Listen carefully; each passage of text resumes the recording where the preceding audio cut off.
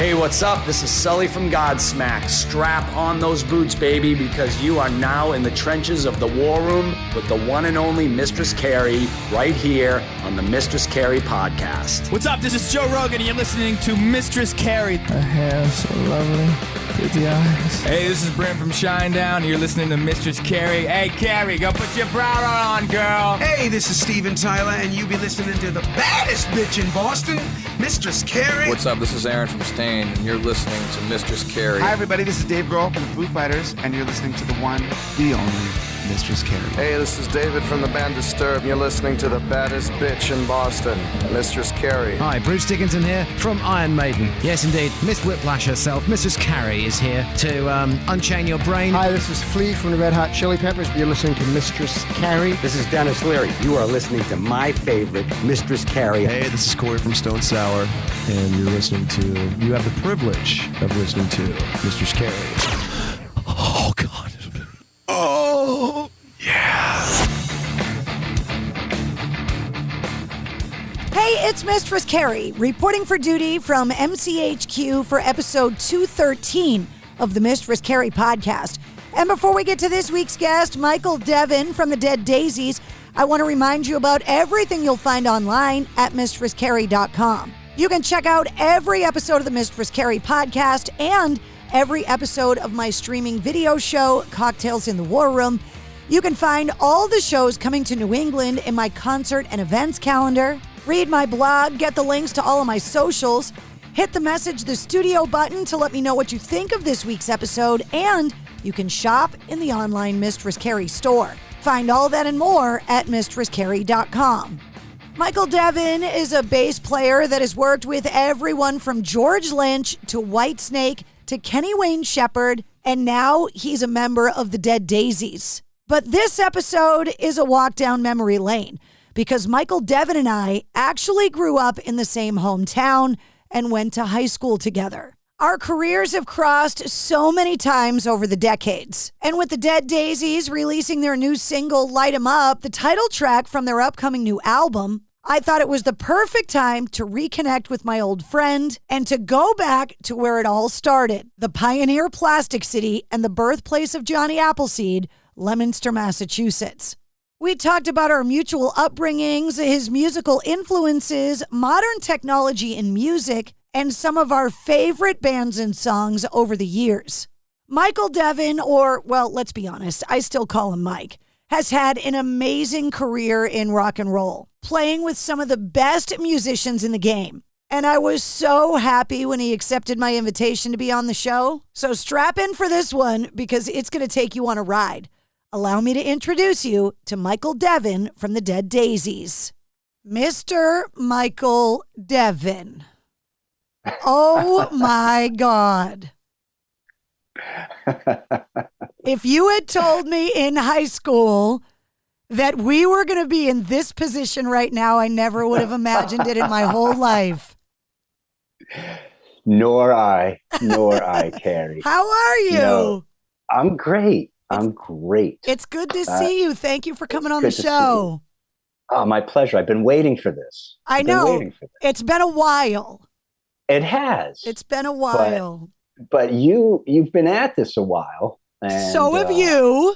I have now, yeah. Oh yeah, the grays are showing. Yeah. But but it's been awesome watching you do this thing. It's right back at you.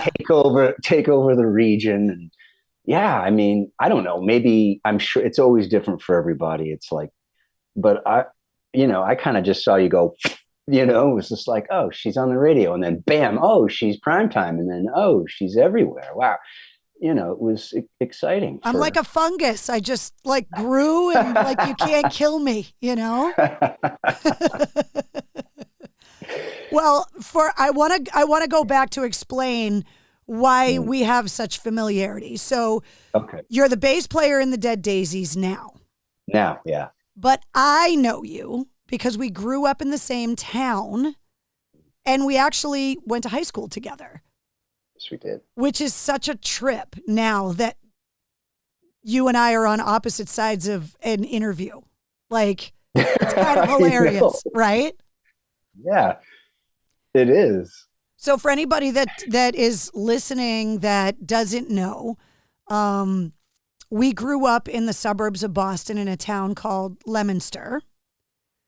And the two things that Leominster, Massachusetts is known for is that it's the birthplace of Johnny Appleseed.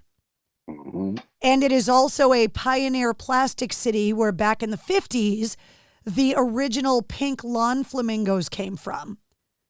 And so if you have ever seen a plastic lawn flamingo on someone's front lawn, those were made in Mike and I's hometown. Yeah, of wonderful Leominster, Mass. Foster Grant, where like half my family worked. You know, back in the day, everybody worked at Foster Grant because, you know, I got a lineage of all Italian immigrants, basically. Me too, yeah. Right. So, Paisan. Yeah. So they were all at Foster Grant doing that thing and making sunglasses and glasses and like. Yes. That was my nanu had a like we called him Nunu, but I understand it's Nanu. But my Nunu had this in the basement in the back. He had this storage area, and it was loaded with sunglasses of all kinds. Now I don't know what he was doing, but he seemed like an honest guy. So I imagine it was just whatever, people giving him things. But when we were kids, it was always the thing to like go in there and, you know, because it wasn't just adult glasses. They were kid glasses that had like Hanna-Barbera, you know, characters in the center. And you know, that's what I remember is hanging around all this plastic stuff. You know? We would take these big Foster Grant barrels. God only knows what was in them, but probably nothing good. Nothing good, but we would take trash bags and line these big barrels, fill them with water in the summer, and we would just like dunk in these things. You know, nobody cared. Just getting chemicalized, no big deal. But so Leominster is about 45 miles, kind of northwest of Boston. Yeah. And there are a lot of Italian immigrant families, and my family had an Italian bakery in town. And so I grew up knowing all of the Italian families because they used to come to my grandfather's bakery. We called my grandfather Papa. Okay. And everybody came to Papa's bakery to get bread after church on the weekends or whatever. And, you know, Leominster is like a bedroom community to Boston. And so it's not the city. It's not, you know, nobody grew up with a lot of money. It was very working class. And coming up in the 70s and 80s in that like amazing era of rock music, if you were really into rock music and you lived in Leominster, you knew everybody else that listened to rock music in Leominster. Because we used to hang out and drink in the woods and listen to music, or we'd go to see people's bands playing and whatever. And so you have older siblings that went to school with me, and we grew up listening to music together, going to Battle of the Bands at the same high school together, you know, hanging out at football games together. As like that quintessential kind of middle class American experience you would see in the movies, I guess. Absolutely. There was, now maybe that's, you know, kind of in hindsight, we tend to, we could rose color that, but I don't see it like that. I see it as a time, obviously pre-internet, pre-technology and all that, where, you know, you had to make your own action and you had to kind of make your own experience. And for those of us who were into rock music, I mean, it was, especially at that time, because there was so much good music.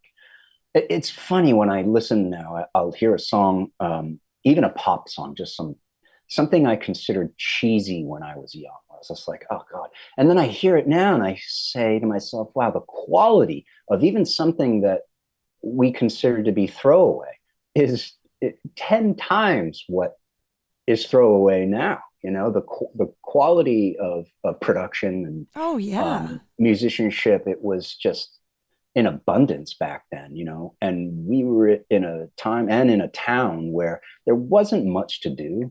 We lived in an old mill town. A friend of mine once said, an old mill town and factories, really. Yeah, it wasn't idyllic. It was just very kind of scrappy, blue collar, kind of small town where they're like, where people would go to the football game on Friday night and have backyard barbecues. Like, we didn't really know anybody that was rich. Like, it was just, you kind of made your own fun. There was a lot of, bonfires in the woods with cases of the cheapest beer we could get because somebody had an older brother that would buy it for us. Totally. Yeah, it's like it wasn't anything fancy. But it was kind of that quintessential, like, lower middle class, like, nothing exciting's really going on. But, like, nobody was, like, so poor that they didn't get by. Yeah. Or you couldn't afford a concert ticket. Or you couldn't, buy a cassette, let's say, right? Yeah. That we walked around the mall and just kind of hung out. Like, there wasn't much to do. Yeah. A lot of loitering going on. We loitered all the time. That's all we could do was loiter. Truly. And thank God for music and rock music, because, I mean, that really was the centerpiece to it all, at least in my experience. It was every kid that we were running with, that was the common denominator, was that you liked this band or this, this group of bands or this genre of music. And that's really all you needed. And then you were off running, really, because there was no real social hierarchy in Leominster. Everybody was kind of rough around the edges, blue collar, and music lent itself to that upbringing, in a sense, because it gave all of those otherwise mundane experiences like meaning. Yeah. I could be out in the woods partying, but if Highway to Hell is playing on the boombox, then all of a sudden now it's an event, right? Yeah. It's a thing. Mike Shue, that I work with on the radio, says any AC/DC album plus a case of beer equals a party. And that is literally exactly the experience of our upbringing. If you had an AC/DC record and beer, it was automatically a party. It was game on. Yeah. It was game on. And that was my gateway band. AC/DC was like my thing. I became so obsessed with that band. But that was my first concert, so it makes sense. And purple happens to be my favorite color. And that particular night, Angus comes out in one of his purple velvet, and I was like, I'd heard the records, but I'd never seen it in action. Yeah. Seeing AC/DC at that time too. Yeah. Like young Angus running around like crazy, mooning the crowd like that. It was just like sensory overload. Big time. Yeah. I'd never been to a concert like that where, the band comes out, there's an uproar, and then the uproar just kind of hangs out there. And you're like, when does everybody sit down? When's the ballad? There isn't one. Yeah. I'd never seen anything quite like that, at different degrees, with different bands, but I just mean in terms of a hard rock band, their audience. I mean, I was hooked. I was so hooked. And then I had seen every tour multiple times at the Centrum, Yeah, of course. Yeah. That's where I saw my first concert too. Yeah. Which, by the way, was Lionel Richie. My first concert ever was Lionel Richie on the Dancing on the Ceiling tour with Sheila E. as a birthday gift from my aunts. Wow. And then 2 months later, I saw Bon Jovi and Tesla, and that changed everything. Then it was like, whoa, okay. Because that was at the end. My first rock concert was December of 86. Okay. So it was right when Slippery When Wet came out. Like it was Yes. part of that whole thing. And then it was just on after that. Yeah. It was like, wait, what this is what that music feels like live? Oh, I want to Live. do this all the time. Yes, I know. The bug bit, and I always ask musicians, this is my theory about music, correct me if I'm wrong, that your musical upbringing has two parts. There's the soundtrack to your childhood, which is the music that you got from your parents and your older siblings and your cool uncle. yeah. And then there's whatever you heard in your adolescence that you identified as something you liked, a song, a band, Yes. an album. And from then on, you kind of charted your own musical course. Yes. So for me, the soundtrack to my childhood was like the Beatles from my mom. My dad was a big fan of anything with a horn section. So like Three Dog Night, Chicago, like all of that kind of stuff. But then I discovered, the Bon Jovis of the world and the AC/DCs and the Queensryches and like all of that kind of stuff. And it all changed for me. Def Leppard, I have twin aunts, and they introduced me they had to explain. It was a defining moment in my life, and I'm embarrassed to say it. They were driving me somewhere. I was a little kid, and they had to explain the difference between Def Leppard and Led Zeppelin to me. And I remember them explaining to me like the difference because they sounded the same. They were both from England, but they were like, don't ever confuse Def Leppard and Led Zeppelin. They're very different. Wow. So That's a very interesting because, God, that's so weird. We have this in common. They were these, older, greaser kids running around my neighborhood, right? But they were driving by then, and I wasn't. But, they had, back in the 80s, it was all about your cassette box, how much, right? And this kid says, hey, do you want to buy a Led Zeppelin? You want to buy this Led Zeppelin cassette off me, And I was like, sure. It was Led Zeppelin 4, the cassette case, right? And I said, sure, whatever. I gave him a couple of bucks, and I brought it home, and I was listening to it for a while, and I'm like, wow, Led Zeppelin. I love Led Zeppelin. And I played it for a friend, and his older sister comes in, and she's like, oh, wow, AC/DC. And I was like, no, this is Led Zeppelin. She's like, no, this is AC/DC. Remember when all of the wording, all of the text used to rub off the cassette? There was none on there.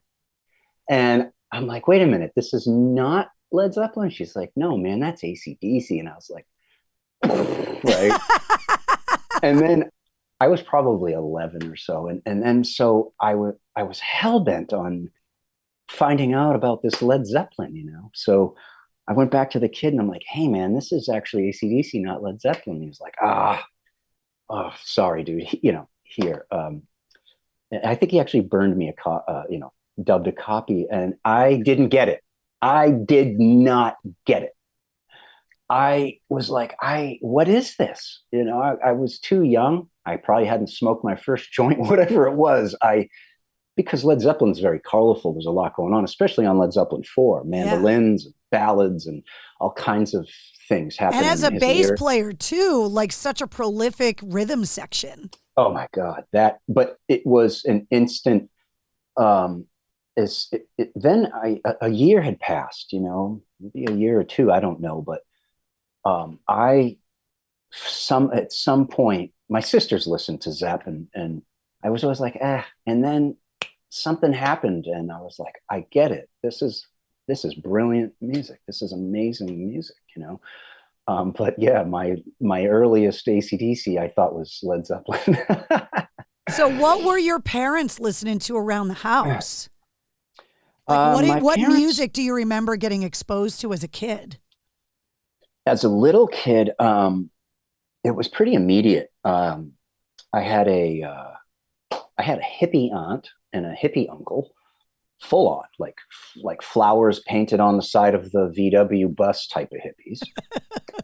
And they had left a bunch of 45s at my Nana's house. And Nana had a little portable record player you could kind of walk around with. And so there were loads of 45s mostly from the 60s, I would say, a couple from the early 70s, but it was mostly Beatles, Petula Clark, Downtown. This is when I'm probably 3, 4, Good Vibrations by the Beach Boys was a song that even as a kid, I think like if you say what's the best, greatest pop song of all time, I would put Good Vibrations up there, because it's the most unique sounding piece of music that ever hit AM and FM radio. That's the caveat. It's got to be. You can't mistake that song for anybody else but the Beach Boys. You know exactly who it is. Yes. And as a writer of music, you listen to the changes and the textures and everything. As a kid, that really I loved the sound of the theremin. I didn't know what it was, but it was that eerie sound in the end. And it reminded me of Scooby-Doo when I was a kid for some reason. But those songs, the Beatles were very big in my life as a kid. Hey Jude. And so, my uncle, the hippie uncle, my Uncle Gus, he passed away he was young. He was 31 or 2 when he passed away. He had cancer as a boy, lived a healthy life, but it came back and took him out. But he left a whole gaggle of vinyl. And he had some really eclectic tastes. And I inherited that when I was probably, I would say, 12 or 13. And that opened up my ears to people like Frank Zappa, Captain Beefheart, Trout Mask Replica, Steve Miller Band, like the Fly Like an Eagle album. I remember listening to that as a kid with my dad in his old Pontiac Le Mans. Nice, the Le Mans. The Moody Blues.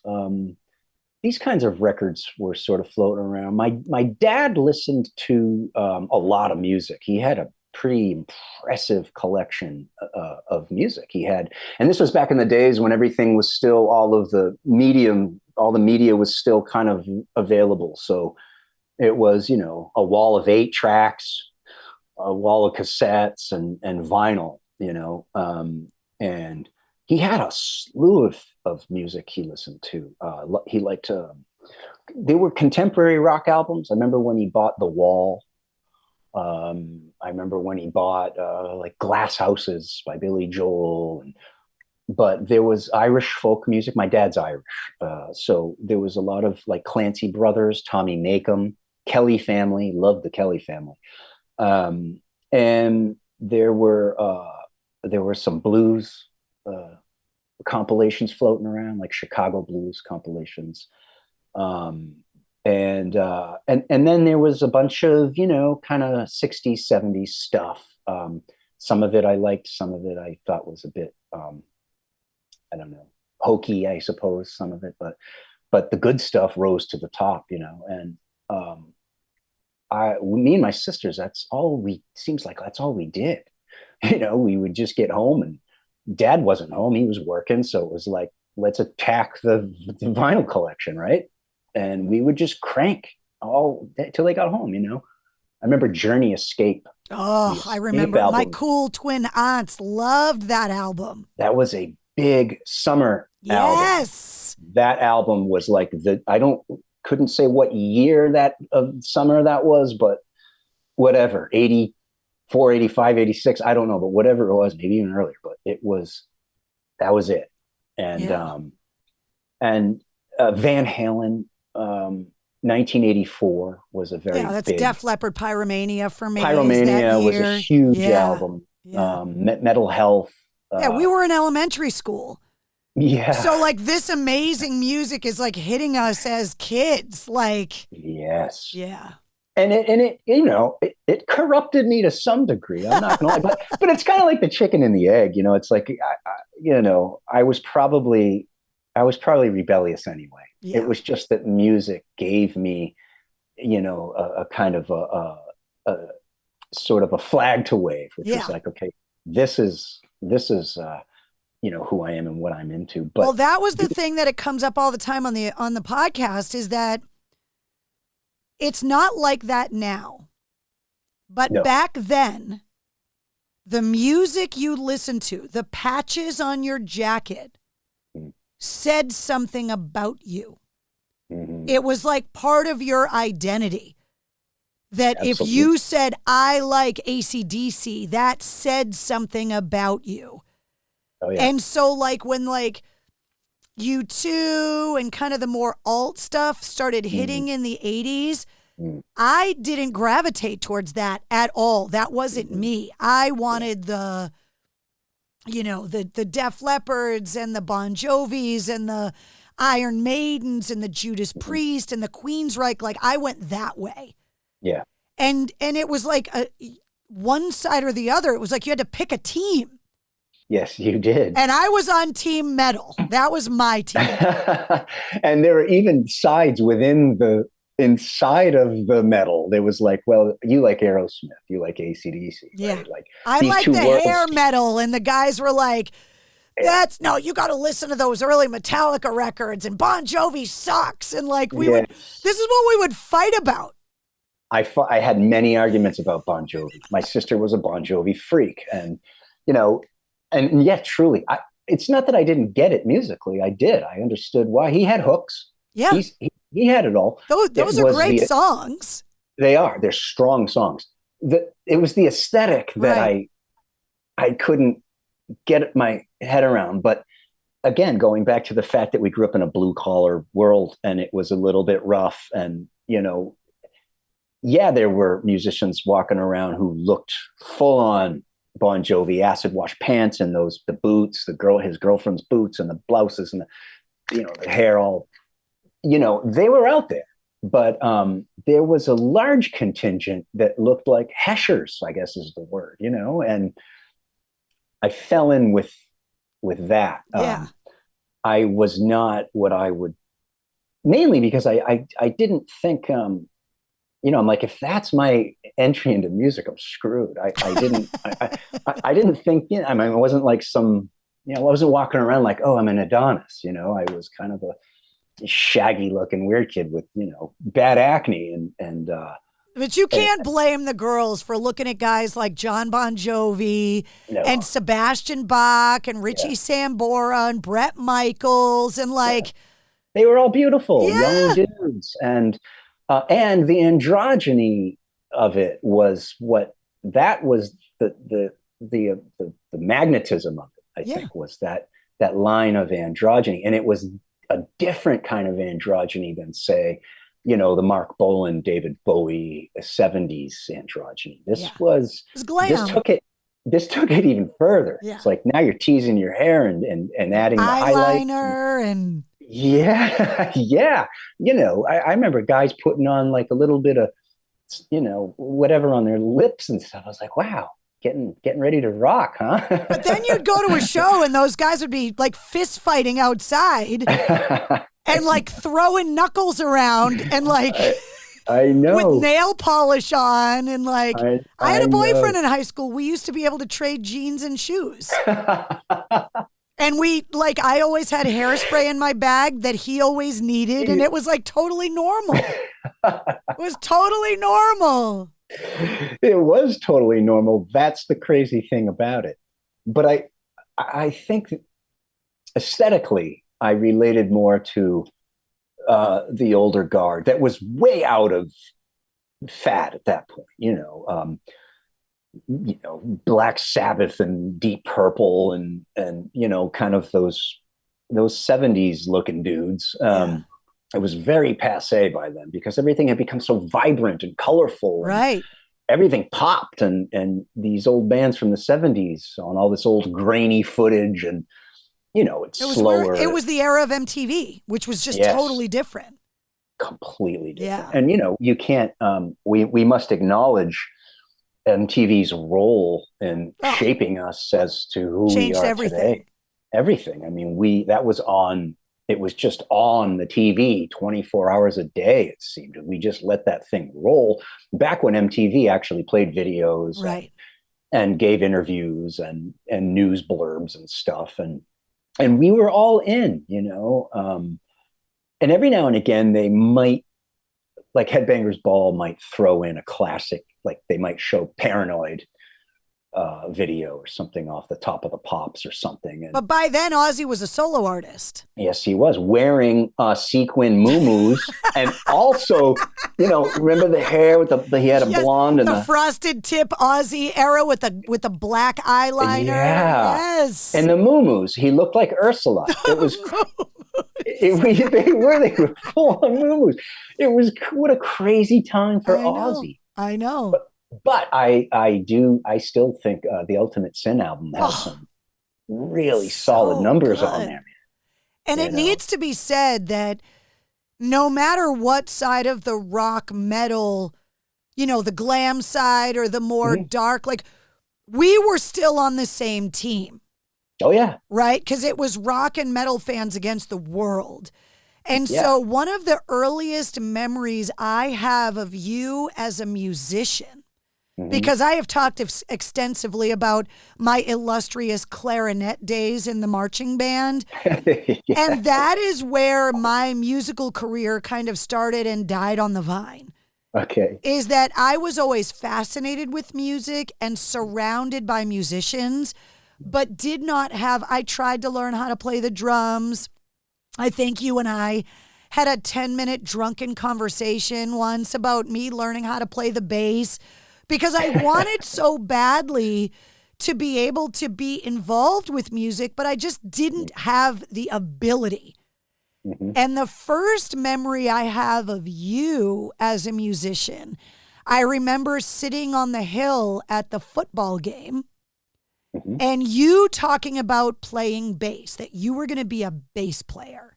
And I remember being like, oh, I can't wait to see your band. And you're going to play the bass. And what's the band name going to be? And like, I remember this conversation of you and I, like with my giant hair and the whole thing about how you were going to play the bass. So when did you make that decision that you were going to play bass? Because I remember it being early on. It was early on. I was probably about 11, I'd say, somewhere in there. And it all happened by accident, in a sense. I had a guitar, a little rep, like an SG, Sears model SG. And a boy, I was in Catholic school still at the time. And a boy in school had this guitar. It was a Magnum. And I wanted so bad because I had just learned about AC/DC, and the SG is exactly what Angus plays. So I was like, oh, I want that, And he said, I'll trade you. Okay. What do you got? And I said, you can have anything. Well, the kid comes to my house and basically just like wipes out my entire toy collection from when I was a kid. I didn't care. I wanted this guitar, I got my hands on it and I played it. And I didn't have a pick. He didn't give me a pick, and I didn't even know you needed one. So I was sitting on the back porch of my house one day after school, just alone playing this thing. And this other kid comes up, an older kid, and he says, hey, you got a guitar? Yeah, I do. Man, I think you're a bass player.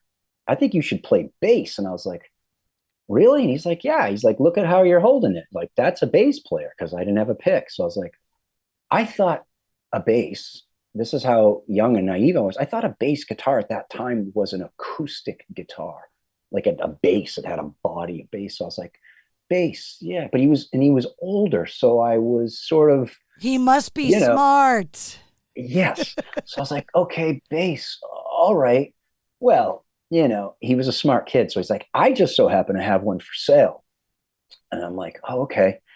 So he said, I got a party going on at my house. He was one of 10 kids. 7 kids, 9 kids, 10 kids, I don't know. But he lived just down the street from me. And he said, I'm having this keg party on Friday night, and show up to my house. I'll sell you the bass. If you don't show up, I'm going to pull a Jimi Hendrix on it. I didn't know what that meant, now I do. He was going to throw it in the bonfire and roast the bass. So I show up I ride my bike down there, and I took every penny I had. I didn't tell anybody. I didn't tell my parents because my parents were not supportive of this, because you crazy long-haired druggy ne'er-do-well. They're doing everything they can. They put you in Catholic school to make you a good boy. Yeah, well, good luck with that. So I rode my bike down, and I'm walking through, I'm 11. There's all these older kids, stoners and drinking and madness. And the house is just a zoo. I'm walking through. Hey, do you know where Matt is? Anybody seen Matt? And then I finally get into this, his bedroom was in the basement because they had so many kids. So I go into this layer of black lights and black light posters and lava lamps. And I'm like, what is all this, right? And he was inebriated. So he sold me the bass. He sold me 3 effects pedals and a tuner and all this stuff. And I'm like, what? So I ride it all back home. I open the case and I look at it, and I'm like, that's not a guitar. That doesn't have 6 strings. And what's with the goofy looking big headstock and all the jumbo tuning? What is this? No, I don't want this. I don't want this. I had no idea. And so the next morning I get a call, and it's that kid. And he says, hey, look, man, I was a little intoxicated last night, and I think I gave you way too much gear he sold it to me for $60. He's like, you got to bring all that stuff back.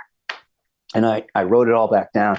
So he goes through it all. He's like, all right, you can have this and you can have that, but the rest I can keep. And I said, fine. And so, as I'm kind of walking out, I said, hey, can you show me, before I leave, can you show me something on the bass maybe, And he said, yeah. And he had this, big old, it was like a PV TKO with the Black Widow. And again, 1 of 10 kids, nobody was listening. Nobody cared about what he was doing in the basement. So he cranks it all up, and he puts on,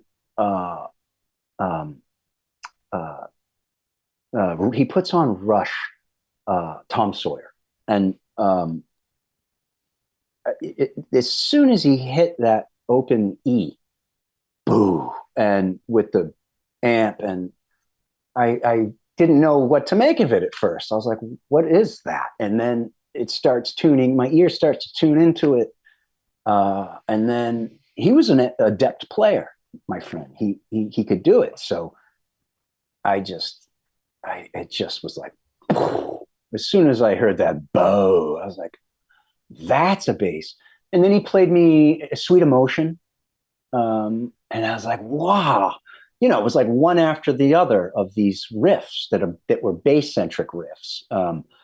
I was done. I was like, that's what this thing is, I rode my ass back home, and I just started digging in. That kid was really important in the development of my bass playing, because I didn't drive. I wasn't even 12 yet or whatever. And he would bring me to Fitchburg, to Salvatore Brothers Music Box back in the days when Main Street Fitchburg was still thriving. And we'd go in there, and I had no money. He bought me this little amp. It was called an afterburner, and you could kind of stick it on your belt loop. And, it was like $20 or something, but he bought me, because I didn't have an amp, and you need an amp for a bass. So I had this tiny little amp that had distortion on it, because it was really a guitar amp. And that really was like, oh, okay. But I'd go down to his house, and I'm sure I was a bother to him. I mean, I probably bugged him way more than he wanted, but it was like, this kid again is at the door, Yeah, come in, man. What's up, and he'd warm up, and then next thing you know, we were like in bass world. And he just showed me things where at first, because to a young ear, if you don't tune into what the bass is doing, then you don't know it's there. There's a lot of adults that don't know what the bass is doing, but they just know what it sounds like when it's not there. That's exactly what I was going to say. It's like that old adage, take the bass out and suddenly it's all fallen to shit. But, so it's a support role. It's a support instrument, and, but, having gone through some of those, ear opening experiences, like he showed me Iron Man, which was simple enough to kind of learn over time. And that's when the Black Sabbath bug bit me really hard, was when my ear started to develop in a bass-centric way. And I started to hear how certain bass players played, counterpuntily, if I may use the word, but there was a counterpoint to Geezer Butler's bass. He didn't always follow the riff. He would play something that was a little different, and that would just like widen the sound of the band, and that's when I really started to. I stopped hanging out with my friends. I stopped going to parties. I stopped partying. I sat in my room and played and played and played. And then eventually I built a little studio in my basement, which I'm sure my parents were not psyched about, but they just sort of went like, at least he's not out. I was going to say, at least we know where he is. Yeah. And once I built that, it was like, I was a hermit. I would just go into this room every day and play. And eventually I picked up a 4-track recorder from a friend of mine. I swapped this big old Sun bass amp, which was a great amp, for this 4-track, this Vesterfire, which was a Radio Shack model 4-track. But this kid was making music already, writing his own songs. And I wanted that. I was like, I want to do that. I want to write a riff that's, original. And so I started to venture into that world as well. I got an 8-track, things started to develop, and then, but all the while still playing bass and it needs to be said that like you and I grew up, like we talked about, listening to the Beatles, right? Yes. You now have 4 and 8-track recording in your parents' basement. Yeah. Which is what they had at Abbey Road Studios when the Beatles were recording the prolific albums that our parents shaped our musical abilities with. Yes. Amazing, right? Some of that stuff was even cut on 4-track. I know. It's nuts. Crazy. I know. But what they did with 8 tracks, and now we've got unlimited tracks and no Beatles.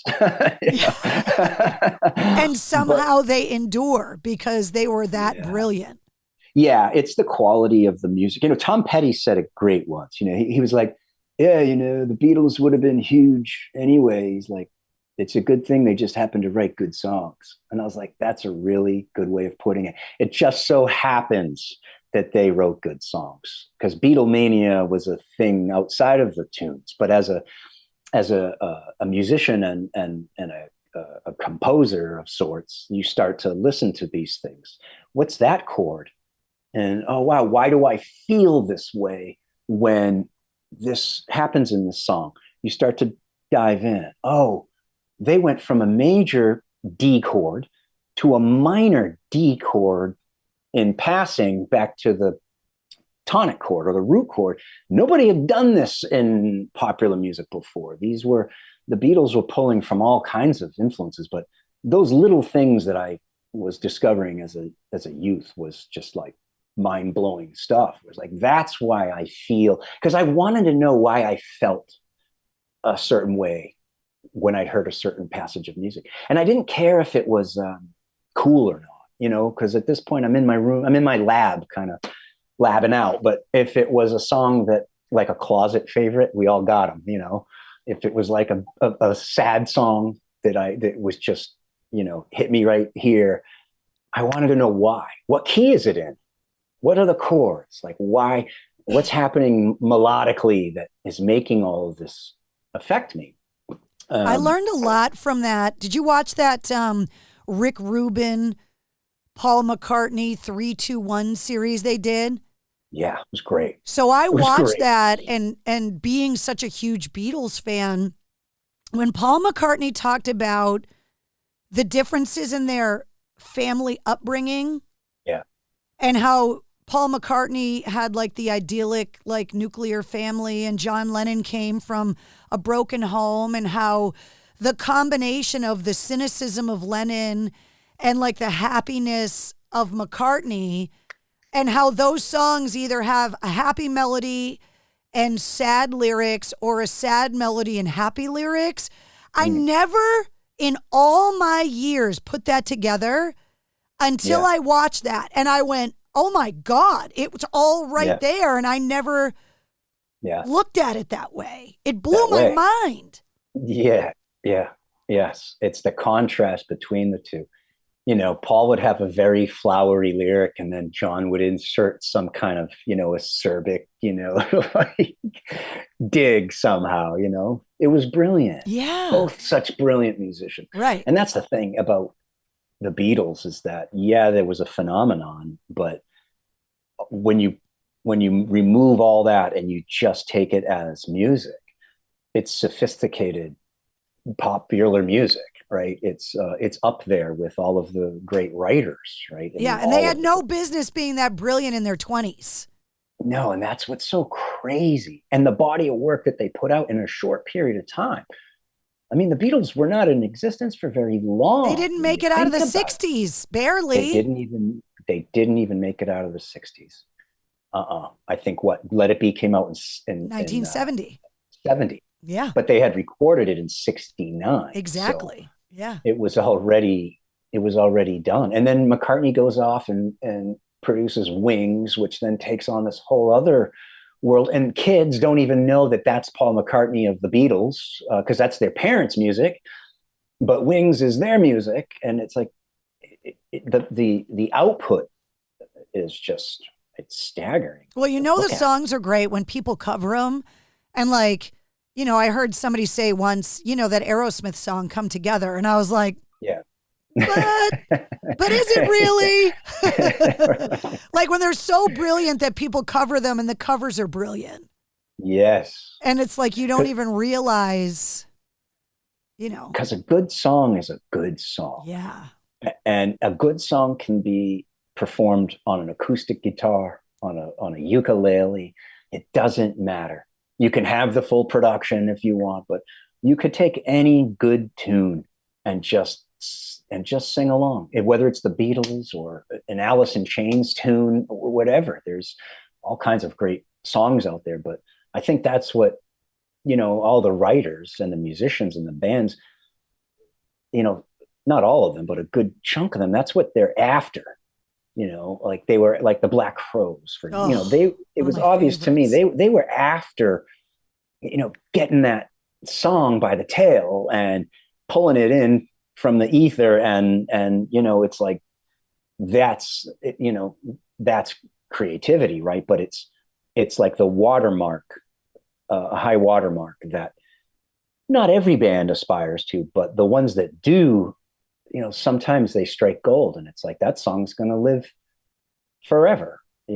She Talks to Angels. I mean, that song could live forever. There's nothing about that tune in particular. It's dated, and that's the other thing about great songs. Like, they transcend the time. Now, the production's a different story. You might have a great song, but production-wise, you hear it and you go, oh, sounds brittle. It's the 60s or whatever. Well, that's when those remasters come out, the reissues, because now they're able to take those original recordings and put them through modern technology and brighten them up, or take some of the hiss out from the tape, or like whatever, and are able to kind of quote unquote correct some of the imperfections.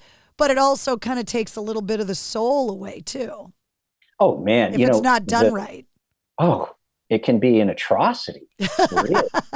I mean, I've heard some remixes of things that I'm just like, why did you do that? You know, the song remains the same live album. I don't know what happened there. That album, and maybe it's just because of my own love for that album in particular, and it's so connected to my youth. But it's all the little things that were going on live. Robert, you know, saying something off mic or singing something off mic, and those things all kind of got, you know, taken out, and the sonic quality of like the bass got a bit changed. And I get why, because it's, you want to make everything more contemporary and sound good on modern recordings and stuff. But yes, some of the soul of that disappears. It's just like if somebody takes, with modern technology now, you can take a song like, say, you know, Sympathy for the Devil. Oh, it's my favorite Stones song.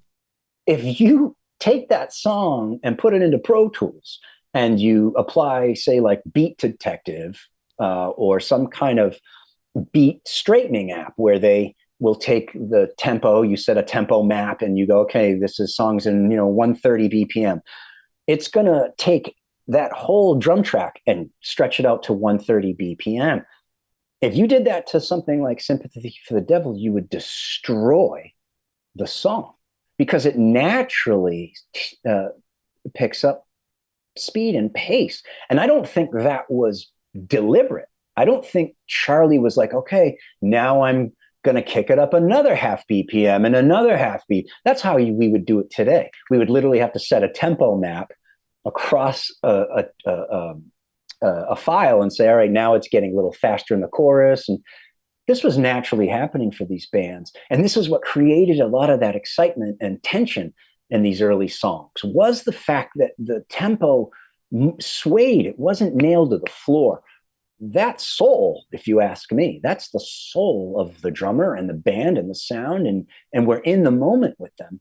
And a lot of times it was recorded live. All the guys in the room together, rather than the drummer being in one room and the singer locked in a closet. So they would just get into this groove and just go. That's it. That's exactly right. They would just go. And it was all about the take. You had to get the take. It wasn't like, oh, yeah, we got nowadays. It's like, okay, we got a good drum take, and that's all I'm looking for right now. Because I can go in and fix bass guitars, and he's going to sing later, and he's going to overdub his guitars later. That wasn't the case. You had 4 tracks, maybe 8 tracks at best. And if you wanted to apply strings, pianos and organs, or vocals, guitar solos, you had to bounce down these initial tracks to make space for new tracks. So you had to get a bed that was solid and good. And time is money. So well, that's what I was going to say. Like, there's a photography equivalent here for people that are not musicians, right? That are listening to this. It's the exact same thing as a photographer trying to take the perfect shot on film. Yeah. Versus on your iPhone where you can take 75 selfies and pick the one good one. Yes. Tape was expensive. Film was expensive. And so you put in all the rehearsal time because when you rolled tape, you tried really hard to get it right the first time or the second or third time because there wasn't going to be a 15th time. Mm-mm. Whereas now you can do 100 takes if you want because the digital stuff costs nothing. No, you can just keep rolling ad infinitum. And you've got Photoshop and the musical equivalent of Photoshop to go in and fix. Whereas like if you go back and listen to those old Beatles records or those old Stones records or the old Zeppelin records or Hendrix even, if you listen really closely, you hear the mistakes. Oh, yeah. But the mistakes are part of the good stuff. Yes, and that's what makes you feel like the hardcore fan. I was a big fan. I still am. The Who was another band when I was a kid that was like a mind explosion. You know, when I discovered the Who, it was just like, what is this?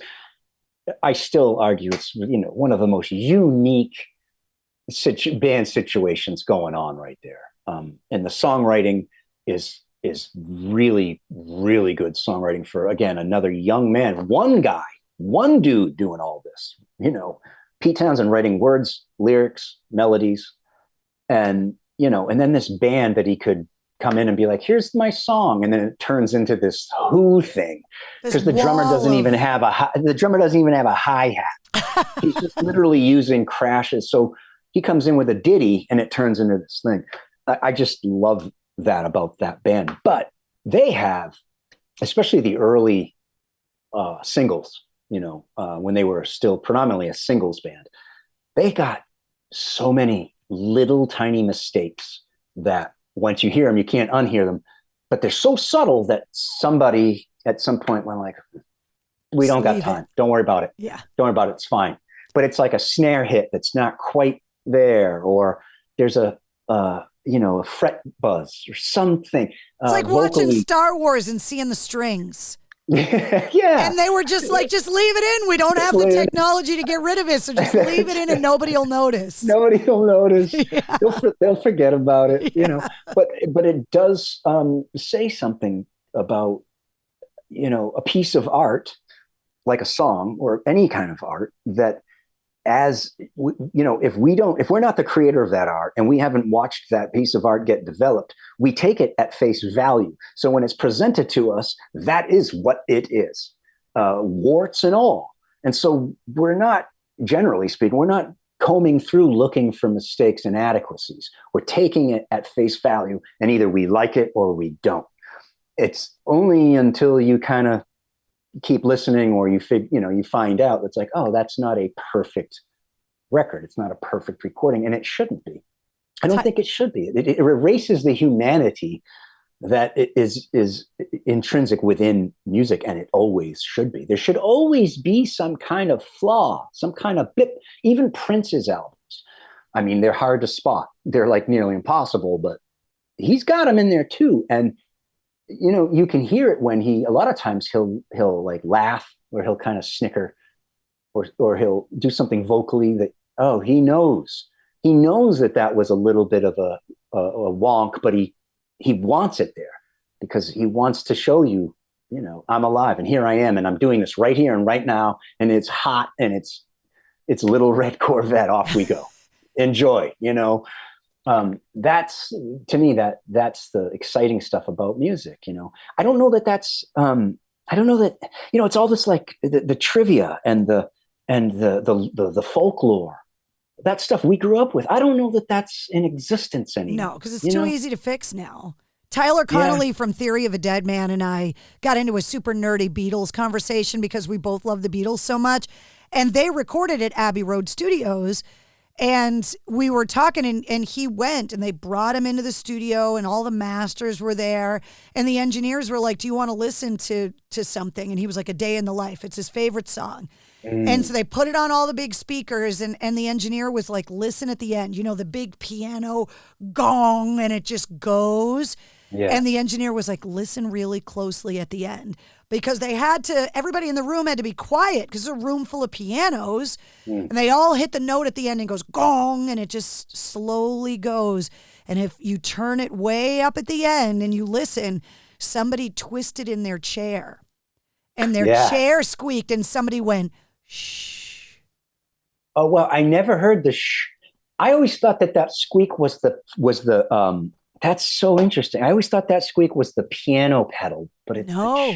Somebody twisted in their chair. This is what Tyler Connolly told me. Wow. But the guys at Abbey Road played it for him, and somebody squeaked in their chair, and somebody like shushed them because they were still recording that last epic note of A Day in the Life, which note. I love. It's epic. So good. Dude, that song is just.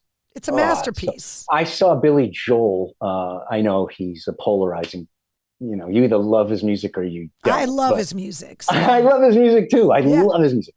I went to Madison Square Gardens when he was doing that. You saw one of his residency shows? Yes. And I'm not a very I don't cry too easily, but that show like had me in tears in a couple of spots. one, because some of those songs harken back to my youth, and you're like, oh yeah, I had this on album, my dad, whatever. But then other reasons, because it was unexpected music. He sits at the piano and he goes into a day in the life. Oh. And it was like all my hairs were up, and I'm just like, wow. And the lighting, the way everything was going. And then they get to that part with the orchestration and everything's getting intense. And you get up to I woke up, fell out of bed, dink, dink, dink, and it was just so perfect. Like the way that band nailed it, I was just like, this is so good. That definitely had me a little teary eyed, but great song. I'm digressing, but so you and I are in school together, and I'm such a huge... two Beatles freaks, and we didn't even know it, right? Which would have been a total common language for us, and it never, because that was our parents' music, so it was almost kind of, it was cool but not cool, know. Yeah. And because I'm a couple years older than you, one of the things that I think both of our parents, and growing up where we grew up, was that you come from these working class kind of immigrant families, and they dream that the next generation is going to do something they didn't. And so my parents, like the idea that I could go to Boston, the big city, and go to college was something that my family hadn't done. Right. And so I graduated a couple years before you and went to Boston and went to college. Yep. And that's kind of where you and I separated in our lives, because I was away. Yes. And then you graduated and went away. So film. I did. I graduated and went to college. Well, I moved to Boston. Right. I went to Emerson for my master's. I got a bachelor's in Amherst at UMass. I was going to say, it's the University of Massachusetts Amherst, but locals call it UMass because the party culture is epic there. Oh, it's insane. And my roommate and I got in a little bit of, we were living kind of in a, I don't want to say nerdy, that's not a right word, but we were living with all the engineers, most of whom were Asian. So there was a bit of we were the only two white dudes living on this floor. And we were both heavily into rock music. And that was not going to fly. So we were moved. And we were moved into the zoo. We were moved right into the building. I remember the man saying, I think you'd be better off down in Southwest or whatever it was at the time. And I'm like, oh, really? Okay, cool. Naively, but then we got there. I was like, what is this? This isn't, I want to go back with the engineers. But at that point, I was still playing bass, but really just with my college roommate, we would play, funny enough, we would play a lot of like Bach. We would do these, I know, but that's where my head was at the time. And him too. So we would do these, we would play like these recital type things on bass and guitar. And then, but I was studying creative writing. I was, I always had a secondary passion for writing, and I don't know, maybe one day I'll have a book, who knows? But once I finished up the bachelor's, I was dying to get back to music, and it was killing me on the inside. I went to college to, like you're saying, my parents, they didn't graduate college, and they wanted you to get out of the small town and go do something that they didn't get to do. Right. And it was a huge motivator for my parents, and I'm sure yours, because we had the same type of upbringing. Yeah. That it was like, go. Yes. Go figure it out. We worked so hard to give you this opportunity. Yeah. Like taking out a second mortgage on the house to afford the college. This was major sacrifice on their part to go. Yes. And it was at a time when the concept of, going to college, all but guaranteed you a good paying job. Right.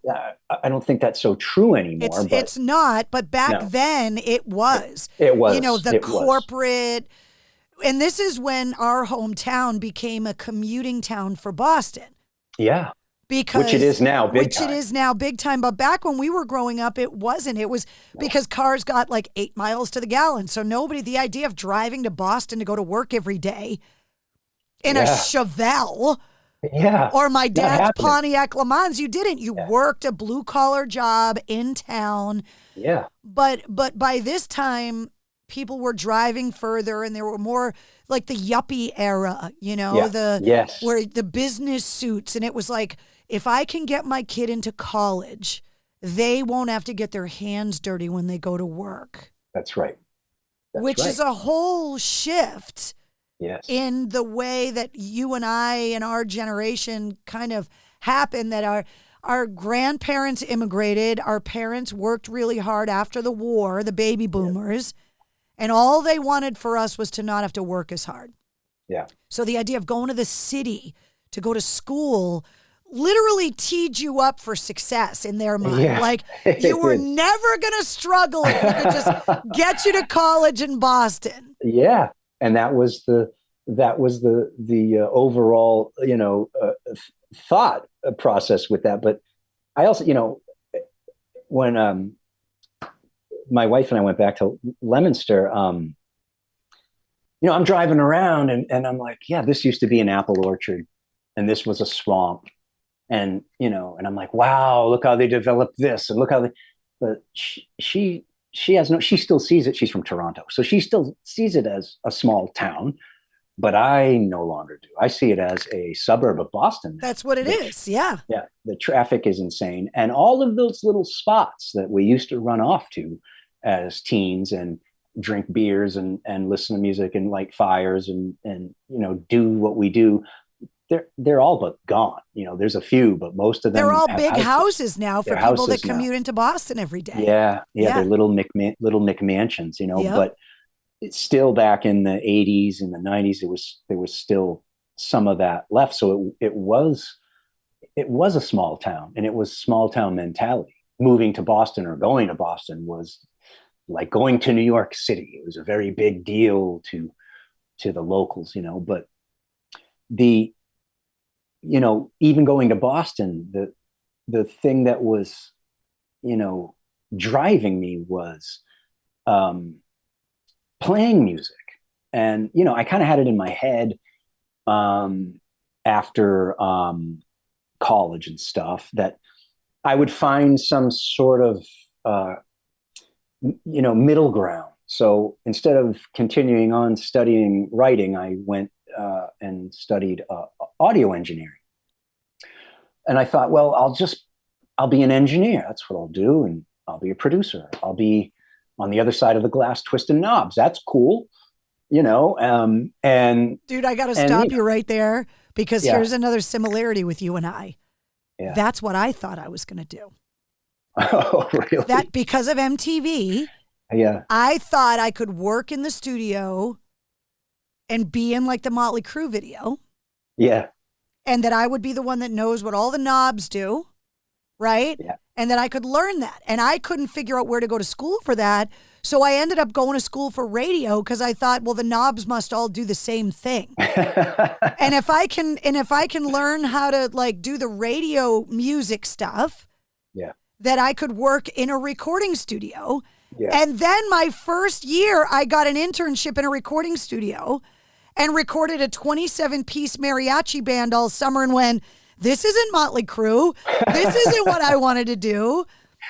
And that same summer, I got another internship at WAAF, which was the rock station you and I grew up listening to. Yes. And I never looked back. Wow. But it's so funny that you and I had this same kind of idea that we were going to be audio engineers. And neither one of us became an audio engineer. I knew neither one of us. My master's degree, I could line it, my kitty litter box with it. But but I will say that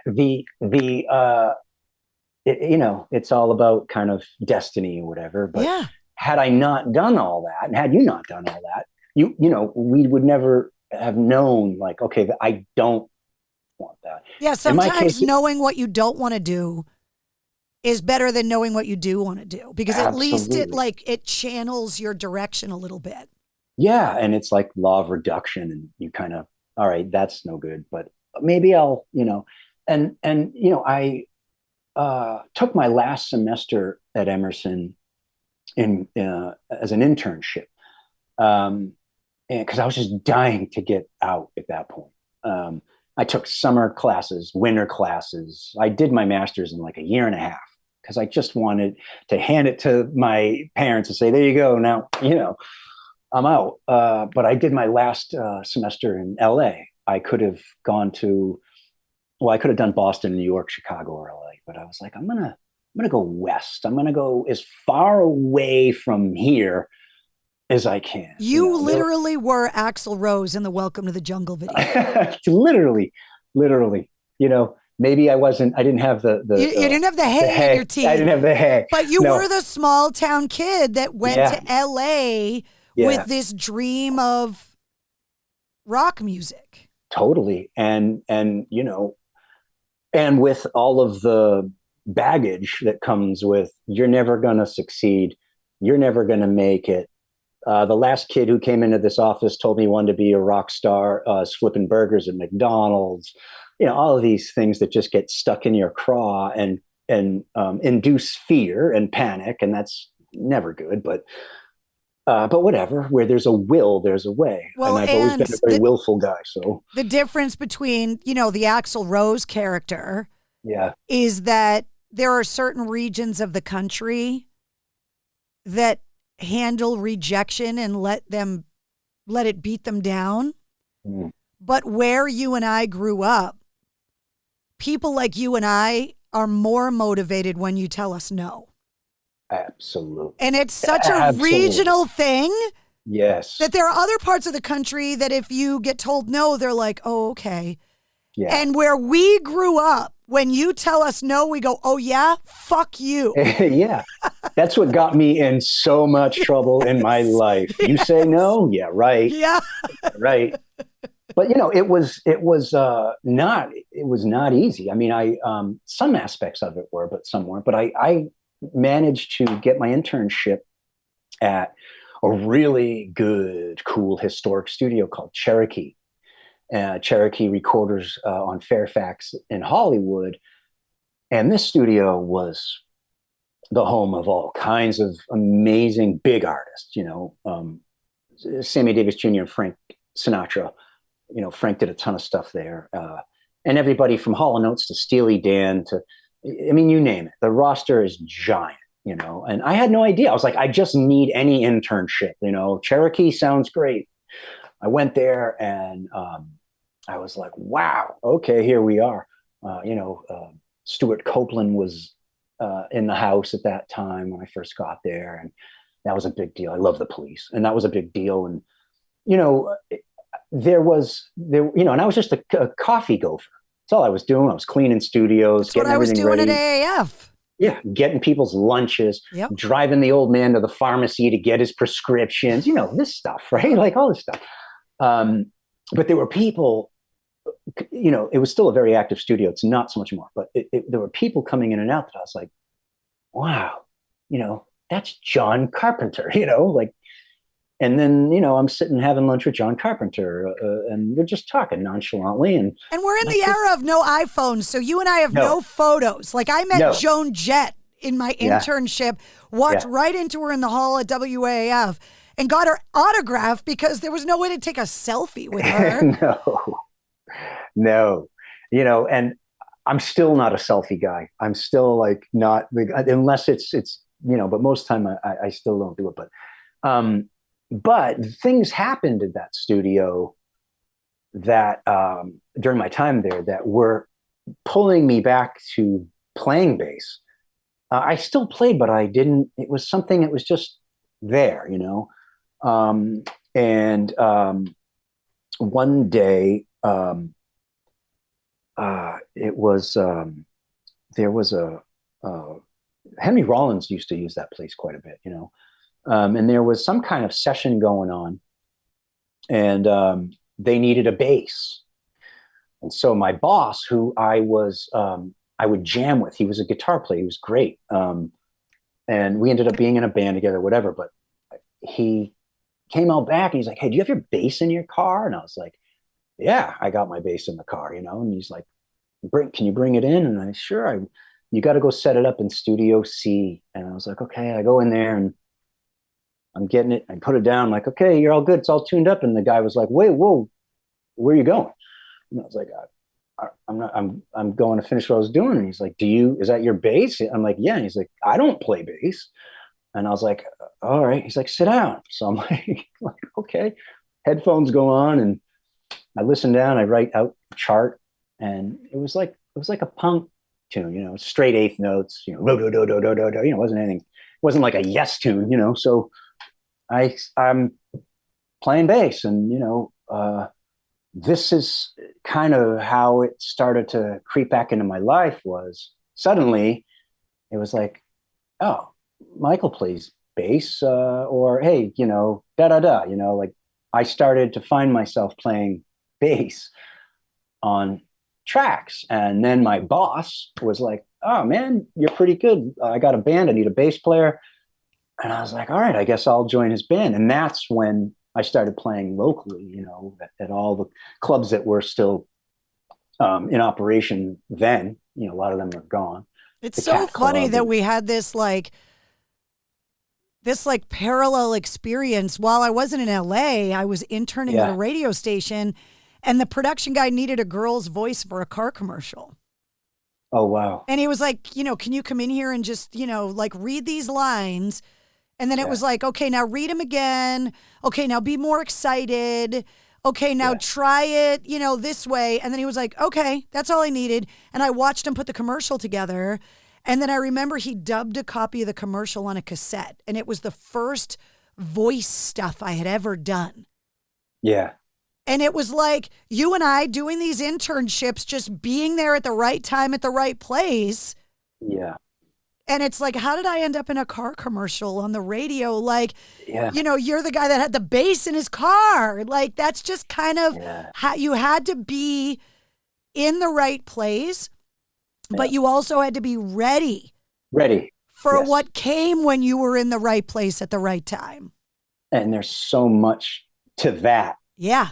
Detail. You got to be ready. And that takes some sacrifice,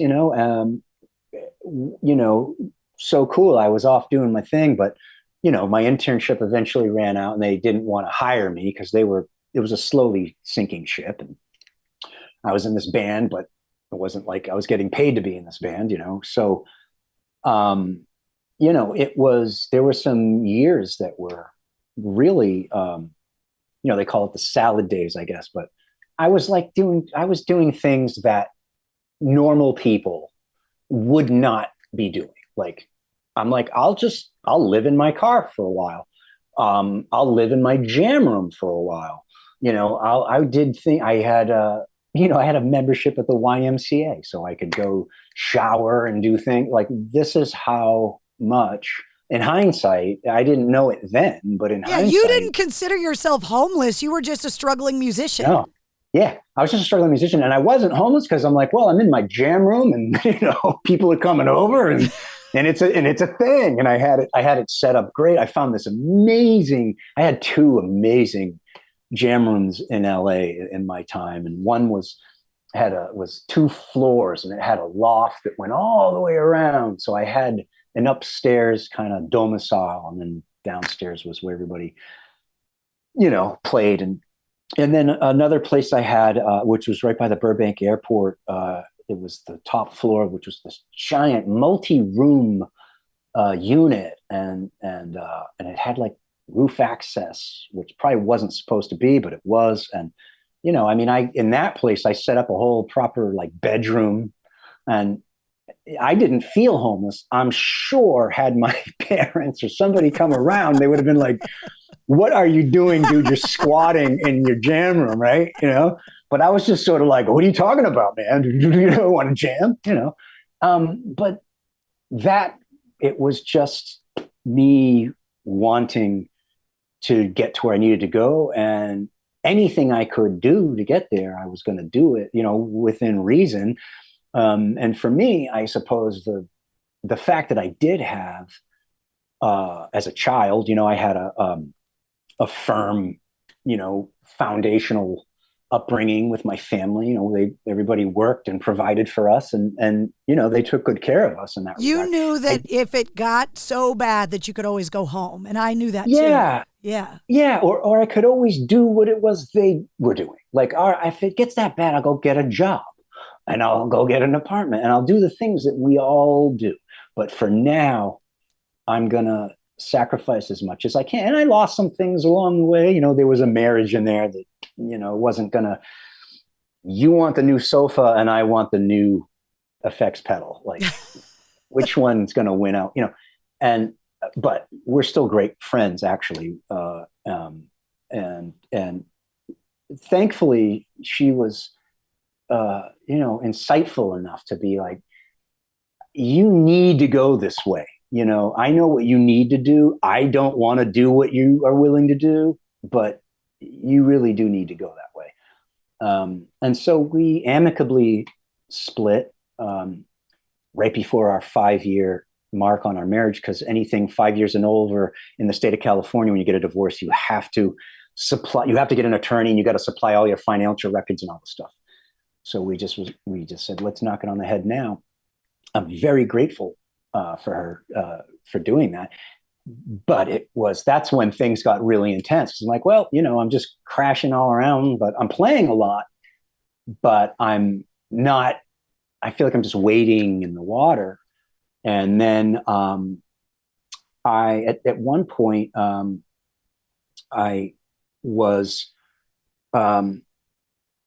playing in a band that it was like the first band in LA that I really wanted to be in. And it was a band called Ball. And the singer guitar player he's a drummer. And he was in Pride and Glory. You remember that album?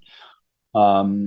And he's played with Ozzy. He's played with everybody. Brian Tishy. He's played with me in the Dead Daisies. He's played with me in Whitesnake. He's played with me in George Lynch's in Lynch Mob. I mean, Brian and I have done a bunch together. But back then he had a power trio, and my girlfriend at the time, I got a job when I left Cherokee. I got a job at a company called Line 6, which they make guitar modeling amplifiers. It was all very cutting edge at the time. And my girlfriend at the time, she knew I wanted to play. She could tell I was just sort of frustrated with it. So she was always sending me, we worked together at the same place. So she was always sending me CDs, here, check out this band and check out that band, local bands that needed a bass player. But it was all, to me, a lot of it sounded very passé by that point. There were still a lot of people trying to do the hair metal thing. And it was like, and then there was the new metal thing, which I like certain elements of that, for sure. I think Korn's a great band. But there was a lot of other stuff that was like, but she showed me one album by this band Ball that was a power trio. So very 70s, which I love power trios, Rush and the Police. Oh yeah. The Police and Cactus and all kinds of great bands. But, I heard this and I was like, do they need a bass player? And she's like, no, I just knew this was going to be the thing you liked. And I was like, so she's like, they're playing this weekend, we should go. And I went, and I was floored. And both the dudes, all the dudes in that band at that time, the lineup were all Berkeley grads, heavy hitting cats. Joe Travers was the drummer at the time, and Joe's played with Zappa. Zappa plays Zappa, and Joe's played with a bunch of people, Duran Duran.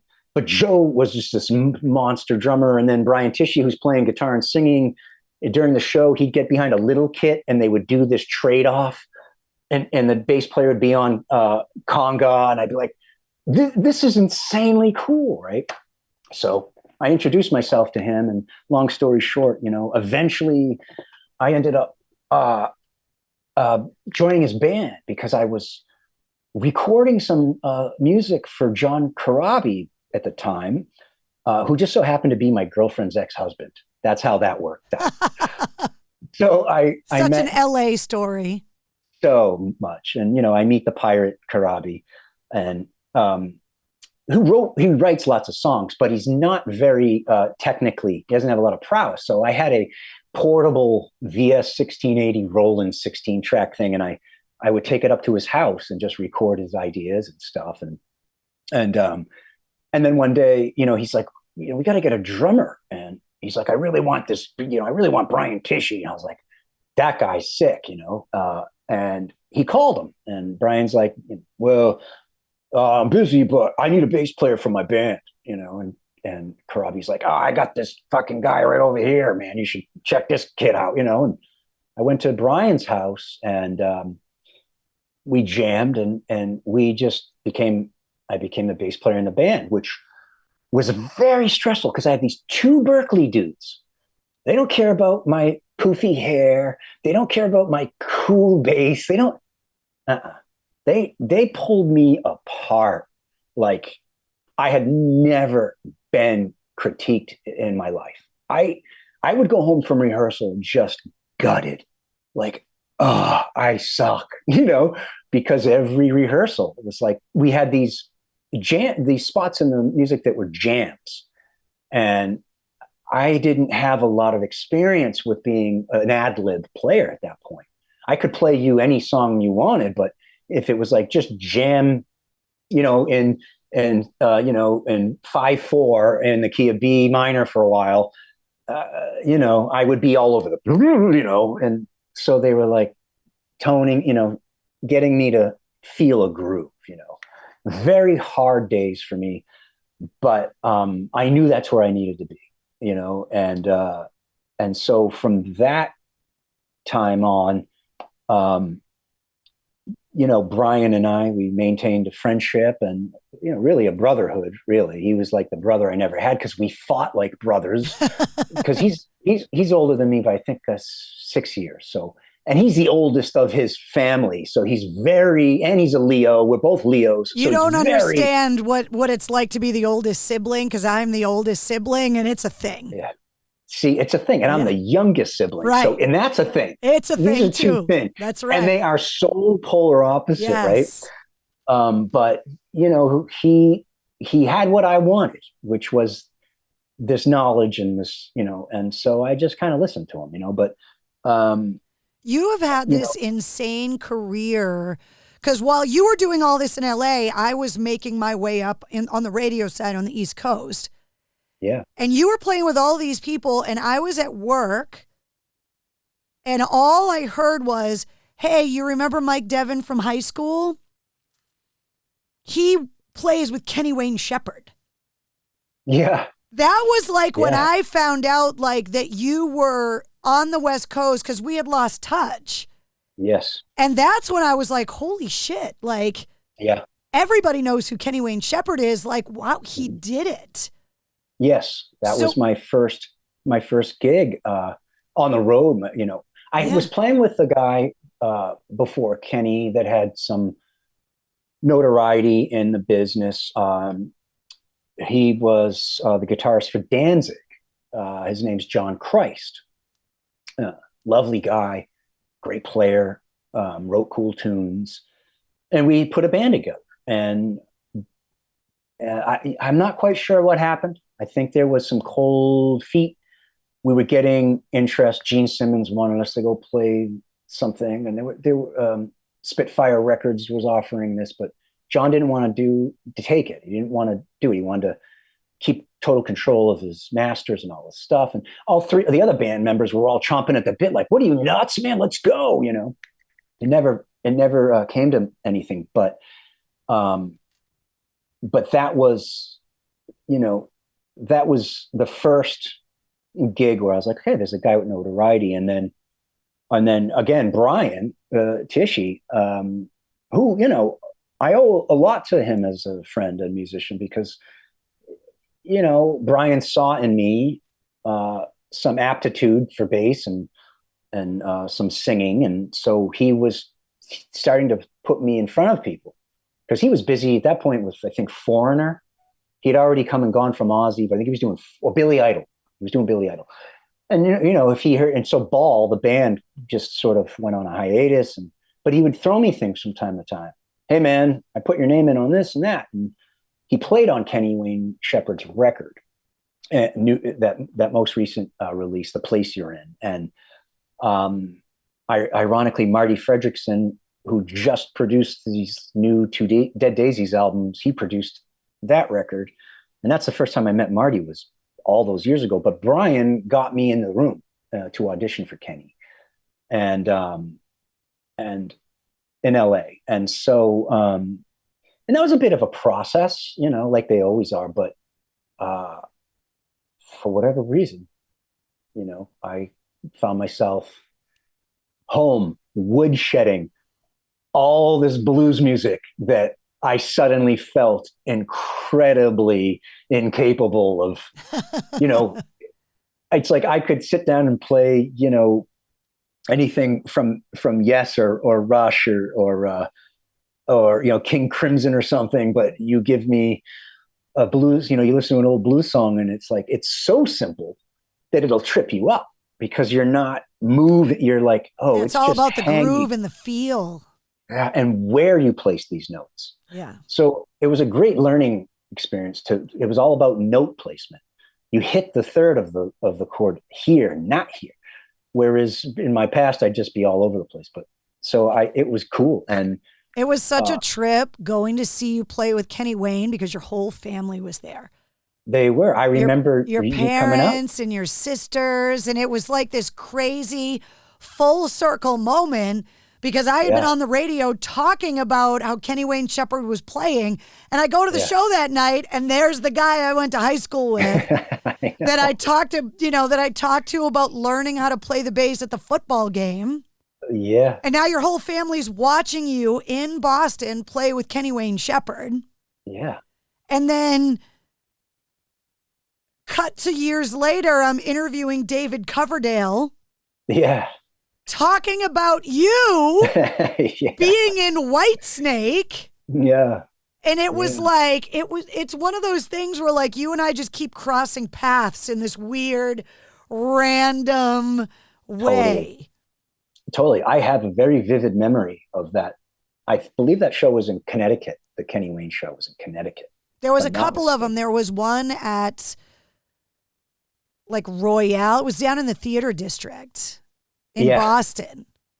And then there was one in Connecticut. Like you guys did like the whole East Coast. Yeah. Yeah. Then maybe it was in Boston, but I do remember you. There was like some kind of stairs on the side. I remember you descending these stairs and, you know, we were going to play soon or whatever, but I remember just being like, wow, Carrie is here working her ass off right now. Like, she's not here to hang. Like, you were all over. No, I was running around doing all of the things. Running around. Yeah. And I'm like, this is the most surreal, you know, and then it was like, and go, you know, and I'm like, this is fucking weird, man. Well, that was, like, I'm looking at like your sisters who I know from high school and your mom who like knew my mom. Yes. And now we're at this show and I'm working and you're working and it was like, my brain like melted out of my ear. Totally. And all because of these little moments of destiny that you were available when it was calling for you, you know, and that kind of what happened, you know, with Whitesnake, it was the same thing. Whitesnake, it was an interesting time in my life. It was, I was no longer in my jam room living in it, or maybe I still had it. But I was over the whole YMCA thing. So I and my friend and Tishy had just recently gone through a divorce or whatever. So he was like just crash with me. So I ended up, you know, I took up residence on his floor in his drum room where, you know, and I was fine with that. And so we were kind of like the odd couple living together. I was recently divorced. He was recently divorced, you know, and we're both sort of floating around like kind of out of it a little bit, but also still, you know, hell bent on this thing. Right. And so he had some downtime and he was going to do some shows with Lynch Mob, and George lives up in that area where Brian lives. So George was going to Brian's house to rehearse. And Brian just said, hey, you know what? I got a bass player that, you know, is living here and we got a bass player if you want, just for the jam, you know. And so George was like, oh, whatever. I learned all the tunes. And when George came over when we played, it was like, cool. Well, what are you doing? You know? And I'm like, I'm not doing anything. So he's like, you want to do these shows with us? I was like, yeah. And so I started, you know, because there had been some time in between Kenny Wayne and Lynch. So I was chomping at the bit and to get out there. So off we go. Merry pranksters in a white van with, you know, crazy abstract painting that is George Lynch. Right? he is one of a kind. I will say that. And so I was out on the road with these guys doing my thing. But here's what happened was, because I was no longer living in my lockout, I needed a roommate, and I put up an ad, and you know, nobody's biting, and it was like down to the last week before I'm like, all right, I'm just going to have to cut this thing loose. In walks this girl, and you know, she was like looking around. She's like, wow, this place is cool, because it was huge, you know. I'm like, yeah, you got your own rooms, you got your own whatever, you know. She's like, great, you know, I'll take it. And I'm like, great, you know. She hands me some cash, and then, you know, she's saying, like, I said, what kind of gear you bringing in? She's like, well, you know, I got my dad's drum kit, and I got an old amp I found in my mom's attic, and I think it was Jimmy's old amp. And I'm like, I don't know who she's talking about, but all right. And then, you know, she signed the thing, and then she leaves. Okay, great, get the number. And I look down, and I'm like, that says Bonham, you know, it says Zoe Bonham. Wait a minute. Is she meaning Jimmy Page's amp is coming up in here, and that's John Bonham's drum kit coming up in here? What? And my room was littered with Led Zeppelin, you know. So now I'm thinking, oh God, you know, does she think that was all prop, you know? But it wasn't. I'm a genuine Zepp head. But I was like, wow, okay, Zoe Bonham, you know. But then I took off. I took off with George. And, you know, I came back. We had a couple. She was doing at that time. She has a lovely voice, by the way. And so does Jason. They're both great singers. And so apparently was John. And she was doing like I don't know what it was, but I don't want to say alt country, because that term just makes me want to vomit, but it had country elements to it. And she was looking for an upright bass player, which I am not. So, but we did have a couple of plays and stuff. But anyway, long story short, I am on the road with George, and Zoe texted me and said, hey, do you want to have a play with my brother? He needs a bass player, and for a Zeppelin thing. And I'm like, yeah, I do. I'm on the road right now, but I'll be home. You know, I said, yeah, sure, send him my number. Well, 20 minutes later, I get a text. Which Led Zeppelin songs do you know? You know, no hi, no. And I'm like, I type, and I thought I was pretty, you know, slick at the time. I'm like, dude, forget it. All of them. Yeah, but I don't dare write that, because there were a few I didn't know. And guess what? He goes in and he goes, learn, you know, like T for One. Learn, you know, like these songs where I'm like, what, like, why would, like, there were certain songs you just didn't learn, you know? And he had me learning all the ones that I didn't know. And so, and this was 4th of July weekend. I'm living in Venice Beach. I had this great apartment in Venice Beach, and that I had just gotten from going from the jam room to Tishy's to down to Venice. And I still remember it. Like, I'm in this living room, headphones, playing bass, and I can see in the reflection firework lights, you know, and all this stuff going on around me. And I'm like, I don't have the time to celebrate, dude. I got to learn Celebration Day. I got to learn Since I've Been Loving You. Like, and I've got to do this fast, because it was like that Monday, it was game on with Jason. So I went and jammed with the guys, and you know, it was like, all right, well, come back tomorrow, all right, maybe you come back next week, and it was slow, but next thing I know, I'm like, wow. And it was awesome. If you're a Zepp fan like I am, and to play these songs with Jason, who, for my money, his thumbprint is the same on drums as his dad. He just has it's a kick snare thing. Maybe all the other bells and whistles aren't John was one of the greatest, if not the greatest rock drummer, but Jason has the swagger. And it was so cool to play these riffs and be like, wow, that sounds like Zeppelin. And the guitar player, Tony, is just amazing. The theremin, all the bow, and he knew all the live stuff, all the bits. And then I pulled in a friend of mine, Steven, to come play keys, and he played like lap steel on stuff. And so all the little things like on Thank You and stuff, like we were adding all the bells and whistles, and it was so good. I wanted it so bad, but he wasn't saying, you got it, and I was just, every day I'm like dying inside, like, do I even have this gig? I want this gig so. And then George calls and he's like, hey, we got to go out, we got more shows. And I'm like, oh, well, I guess it's just back to the Lynch Mob, which isn't so bad because, I love those guys. But I'm out on the road and the phone rings and it was Jason. And he's like, what are you doing in October? And I'm like, nothing. And so I had this gig and I couldn't contain it. I'm like, I go tell Tishy, who's a huge Zeppelin freak, And so he tells George immediately.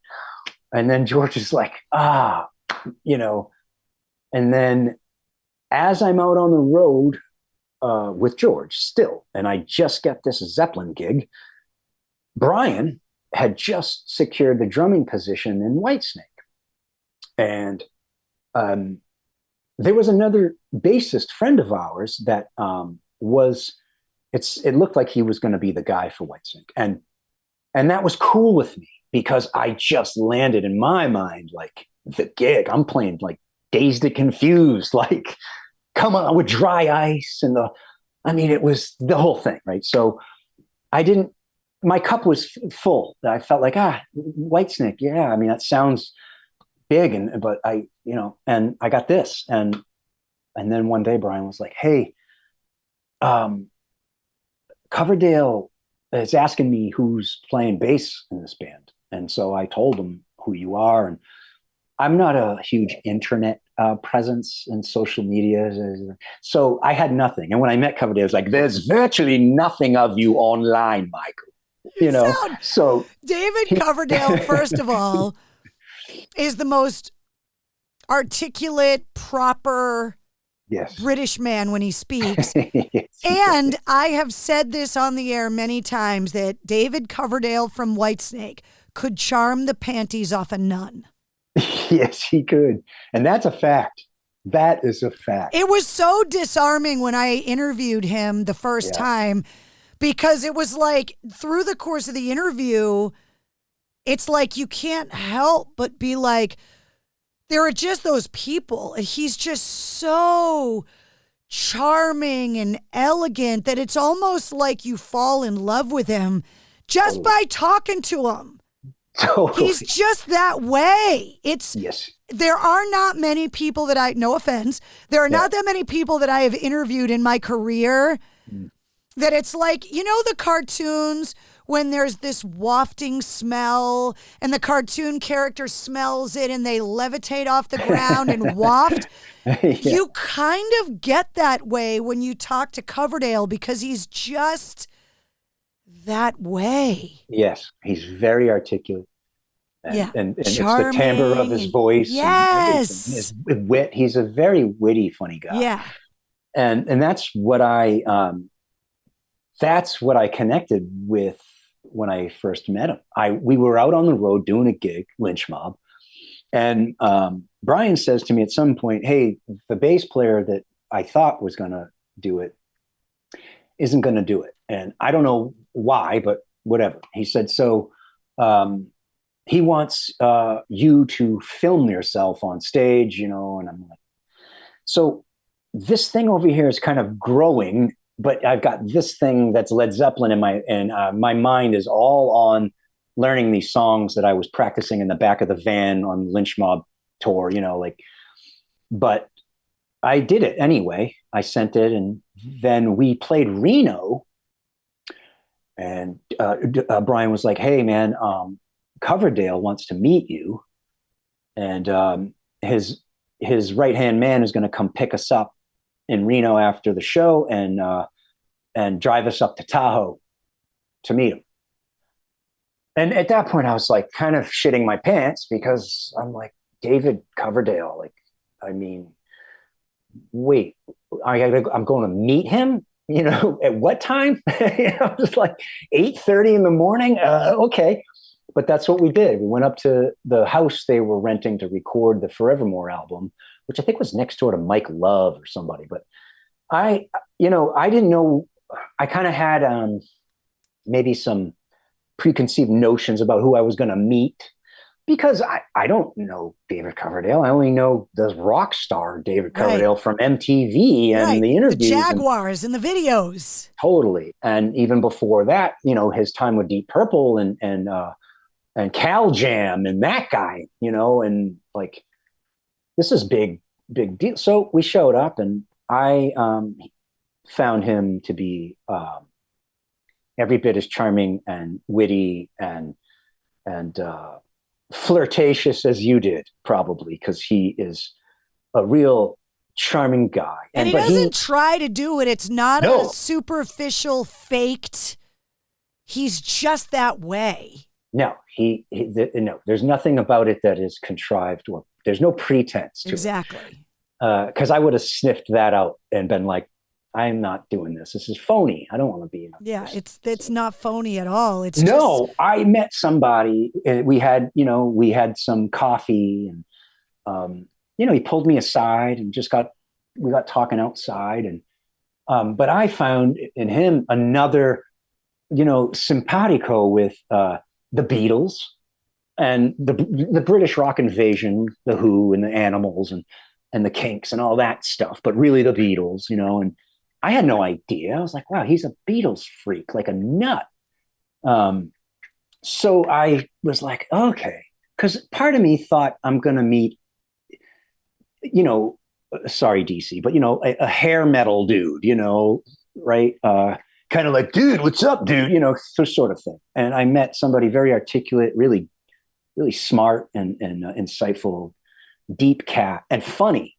And so, it was like, all right, you're done with your cup of coffee. Great. Let's go into the studio. What would you play to this song? And I've never heard before. I'm like, great. Move on. What would you play to this song? He put me through, the hoops, and then he threw me in the vocal booth, and he's like, sing this, sing that. And this was all at like 10 o'clock, 11 o'clock in the morning, way before my wake up time, especially back then, but I did it. And it was a trip. It's like it happened. And the next thing I know, we're back in the car. And the next thing we know, we're back on flatlands of Reno. And, I'm playing Wicked Sensation that night to like 9 people. But yet I'm, for some reason, like aglow with what happened that morning, because it was way more than I anticipated. I thought, okay, a gig with Whitesnake, like, that sounds cool, but what else is there, kind of thing. And meeting him was like, there's a meaning behind this, because he's old enough to be my dad, so to speak, but he's experienced. He's been to the top of the mountain. He's really business savvy and understands how to navigate the monster that is the music business. Yes. And one thing that he's rather unique about, which I haven't found many to be, is he really lifts up his musicians through compliments, encouragement, Alice Cooper seems to be that way too. Yes. He's a great dude. I love Alice. And so that was unusual, because I'm like, wow, I'm used to just people either saying nothing or, but he was pulling out the best of me without me really realizing, especially vocally at the time. I hadn't had too much experience with that. So, but he was a great cheerleader, and the stars aligned in that regard, because I had my best buddy behind the drum kit who I had already played with a bunch. So it's sort of like, oh, we're going to be the rhythm section of this other band. It's not me joining a bunch of strangers. I do have an ally in this camp, and it was awesome. I remember it was a day off with George. I was going to meet Tishy for lunch somewhere in Seattle, and it was actually a sunny day in Seattle, and I get a call, and I'm like, and it was like, no caller ID. Hello, Michael, this is David Coverdale. And I'm like, no way. I'm like, yeah, hi, how would you like to be in Whitesnake? And I was like, man, I would love to be in Whitesnake, especially after our hang.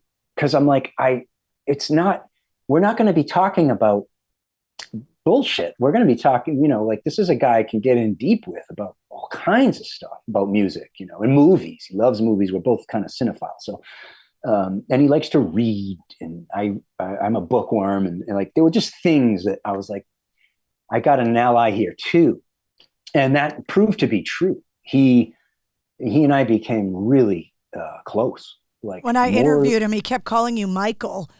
Yes. And I was like, it's so disarming, because I'm like, you mean Mike Devin, the guy I went to high school with? He's like, Michael. Yeah, Mike, yes.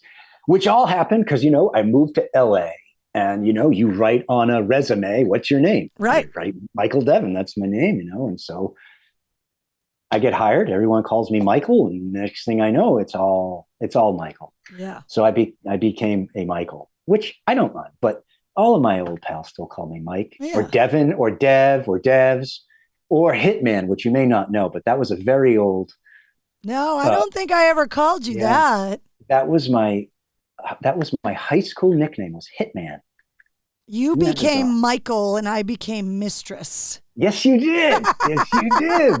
You became Mistress, and I became Michael. That's hilarious. Another parallel. I know, right? Dual syllabic names now. Well, so we got to talk about what you're doing now, because the whole reason that I wanted to have you on the show now is that Dead Daisies, which is the band that you're in now, is coming out with new music. Yeah. And going out on the road. Yeah. So obviously we have to talk about like what's happening right now. So tell me about the record and tell me about the tour so people can come out and see Michael. Yeah, Lord Michael. I was doing I was playing with the Guess Who for a while, or that configuration of the Guess Who, and then again, Tishy was in Dead Daisies, and Doug Aldrich, who I played with in Whitesnake. And the three of us had a band, a little power trio called Steamroller. We just do covers, but we go to Europe and we go to Greece, and we just rock, whatever. But so it was kind of a no-brainer. It was like, well, it's kind of like my band inside of this band. And Dead Daisies had done some touring with Whitesnake, so I knew the guys, at least, peripherally, and Corabi I've known longer than all of them. So he got invited back in, and just kind of like Whitesnake, I was like, the stars are kind of aligning, because all these people I know, I love, I respect, they're like my bona fide friends. Right. And so I was like, yeah, let's do it. And so we just, hit the ground running pretty much. I came in and we did a tour they put out a greatest hits record. And then the deal was, because I've been there a year, I guess now, but the deal was this year we were going to make some records, two, in fact. So some other, little detail that was happening all around the same time is that my wife got pregnant. And so I'm like, okay, all this is happening. She's pregnant. Let's hope this all lines up. And I came home from the last leg of the tour, and the first album we went to go record, we finished like a week before my son was born. I have a son. He's 10 weeks old, 11 weeks old, somewhere in there. That's so awesome. Congratulations. Yeah. Thank you. Your family's got to be so excited. They're so excited. They were just down here visiting, and yeah, they're excited, and we're excited. His name is Leon, and yeah, we made a love child. But it all worked out wonderfully because I was nervous. I'm like, well, what happens if I'm in the middle of like making this record and I get the call that, the baby's on the way? But, I trusted and I had faith. So the first record ended like a week. I was home with about a week before his arrival. And then the second record we recorded about 2 weeks after his arrival. And we did both records with Marty Fredrickson, who's one of the Four Horsemen. I just had Zach Malloy on the show not too long ago. And so we talk about, all of the rock that gets made in Nashville. Yeah. And like the Four Horsemen are like this gang of guys that are just churning out not only amazing rock music, but working with a lot of the amazing women in rock right now. Mm-hmm. Yeah. In fact, we had Sarah Tomac, who toured. She tours in Marty. Marty has a band. Marty's super talented, but she tours in his band. But Steven Tyler used Marty's band as his backing band for Steven's solo, effort. And so Sarah was his drummer. And so Brian is no longer with the Dead Daisies. And so we needed a drummer. And this all kind of happened right around the making of these records. So Marty pulled in Sarah to play on a blues album. So what we did was we went to Muscle Shoals down in Alabama, and we went to the historic Fame Studios, where so many people recorded there. Wilson Pickett and the Allman Brothers, and the list goes on and on and on and on. But and they kind of have it all sort of the same 60s, 70s. It was great, and we had a great time recording there. So we took a bunch of blues tunes, standards, and we just put some muscle on them. We just kind of rocked them up, and we had a blast doing it. And it sounds really great. Most of it was captured live in a sense. I played bass because they're essentially covers that we're working with. So it seems to be this new resurgence in blues. Like Carmine Appice just announced that he's releasing a blues record. Slash has got his blues record. Yep. It's like this whole new kind of blues rock generation is back. It's cool. It is cool. And that's like right in my wheelhouse. And so we like rocked up old Muddy Waters tunes and Freddie King and BB King and the list goes on. But we had a great time doing it because we were taking this raw material, spinning it around, and it's like, oh wow, that's cool, that rocks, but yet it's still, I'm Ready it's by the music Muddy Waters. The Beatles credit with inspiring them. Like it all comes from the blues. It all comes from the blues. And so we wrapped that one up, and then we went back to Nashville to Marty's studio, Sienna Studios. So a couple of years ago, I went to Nashville because I know Jay, the studio manager. Okay. Yeah. And he gave me a tour, and we're hanging out in the lobby, and Marty walks in, and he's like, this is Marty Fredrickson. And like, I think he was going to take a breath to tell me, and I was like, I know, every band I interview at one point or another has worked with Marty Fredrickson or one of the Four Horsemen, or just that whole, that studio is beautiful. Yeah. And super historic. Neil Young was cutting harvest the there. The tunnels out downstairs. Yeah. Yeah. And so and we got good vibes in there. So much so, see, we used that studio as pre-production before we went to Muscle Shoals. And we used we didn't even use like the Mac Daddy room he's got. We used this little side studio, but we got such good vibes in there and a good drum tone because it's got a section for the drums that when we came back to make the rock record, we're like, dude, let's just go back to the room we were in, plug right back into where we were and cut it there, which is what we ultimately did.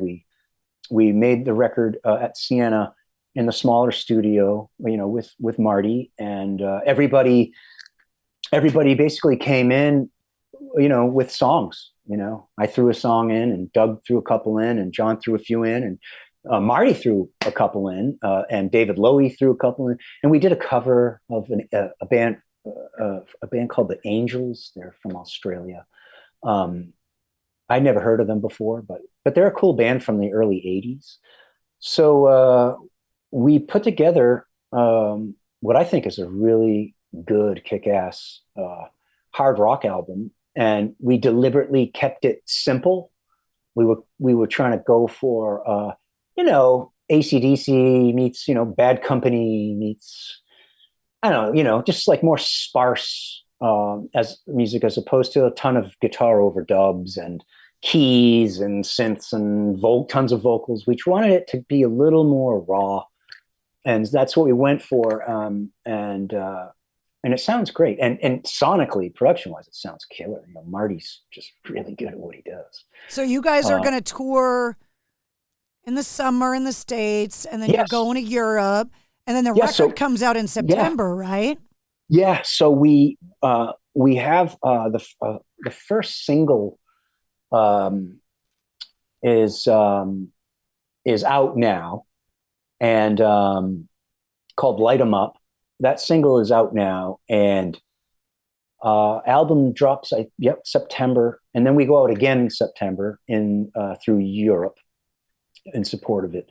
And then I heard, I don't know when the blues record's coming out. I heard something about the end of the year, because as you say, there's a lot of blues records coming out right now.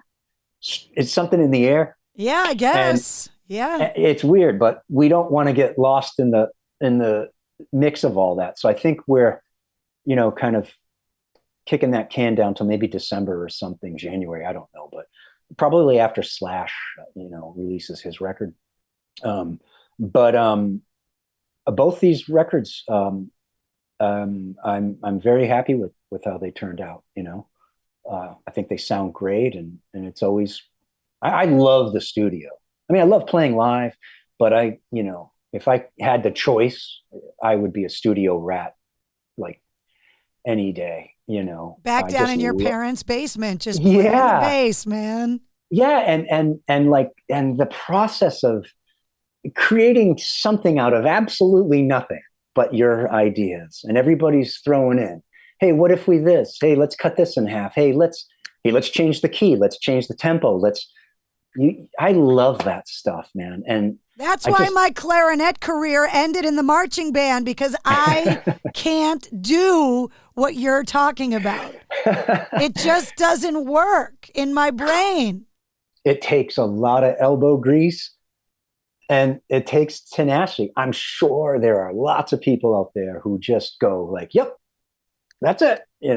But I think the vast majority of us have put in, 100,000 hours or whatever on how to how to make a song sound like a song, as opposed to part. How do you get a song to flow? And those are, you learn as you go that those are usually very subtle moves. It's not a big, change in tempo and riff, although that's cool. It's kind of a Sabbath sort of a trademark, which is, okay, that riff's over. Now here's a new riff, but like the Beatles, that was all about the nuances of how to get from verse to bridge to chorus. I love that stuff. I really do. So before I let you go, I have to ask you my songwriting question, because I ask everybody that comes on the show this question. Yeah. Because the craft of songwriting escapes me. I can't do it. But what I can do is kind of listen to songs and be able to say like, oh, that one's really good, or that one would be great on the radio, or like, something like that. But this is a songwriting craft question. Mm-hmm. Give me an example of a song you think is perfectly crafted.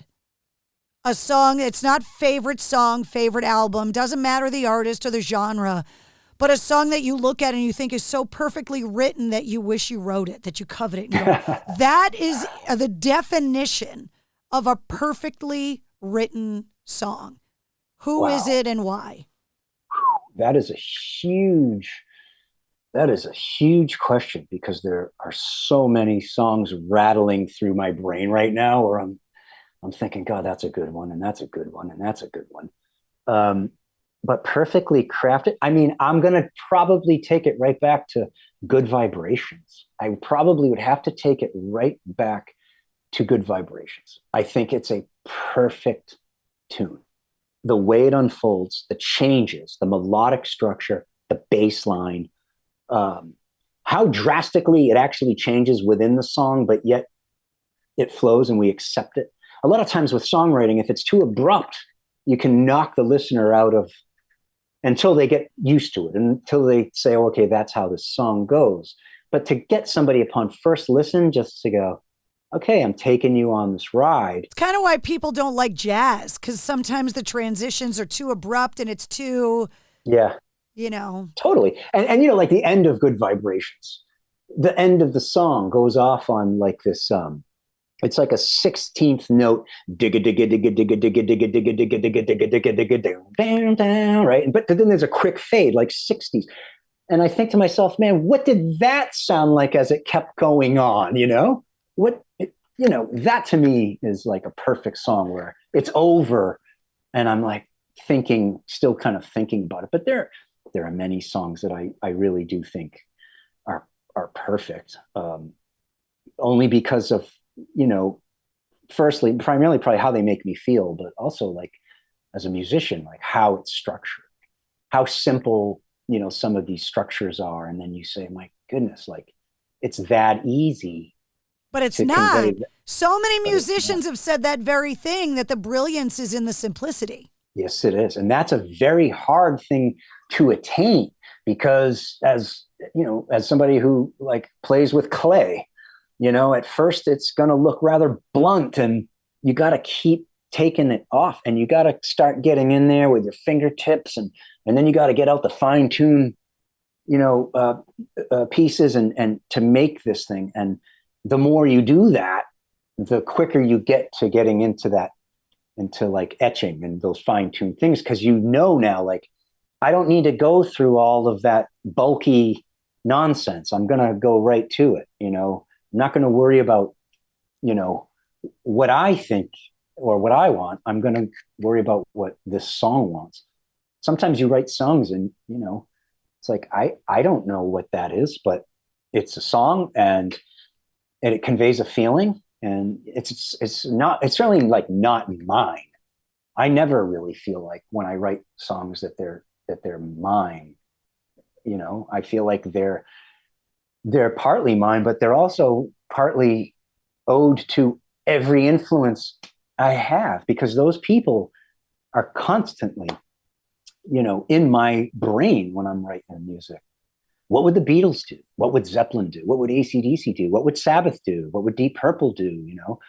I can't escape my 90s grunge influences, no matter how hard I try, because I went from like the 70s to the 90s. It was a breath of fresh air because of the bass tones. Very few bands in the 80s, aside from like Duff McKagan, who had a great bass tone, there weren't many that you could put on and be like, dude, that, it just wasn't there. And that was the production style at the time. But then when the 90s hit, the bass was back in full effect and very much in the stylings of people. Yeah, you go listen to Alice in Chains and it's all that low end, like, it's so good. Yeah. I think the song Wood is a really, from a songwriting perspective, I think the song Wood is a really well-written tune.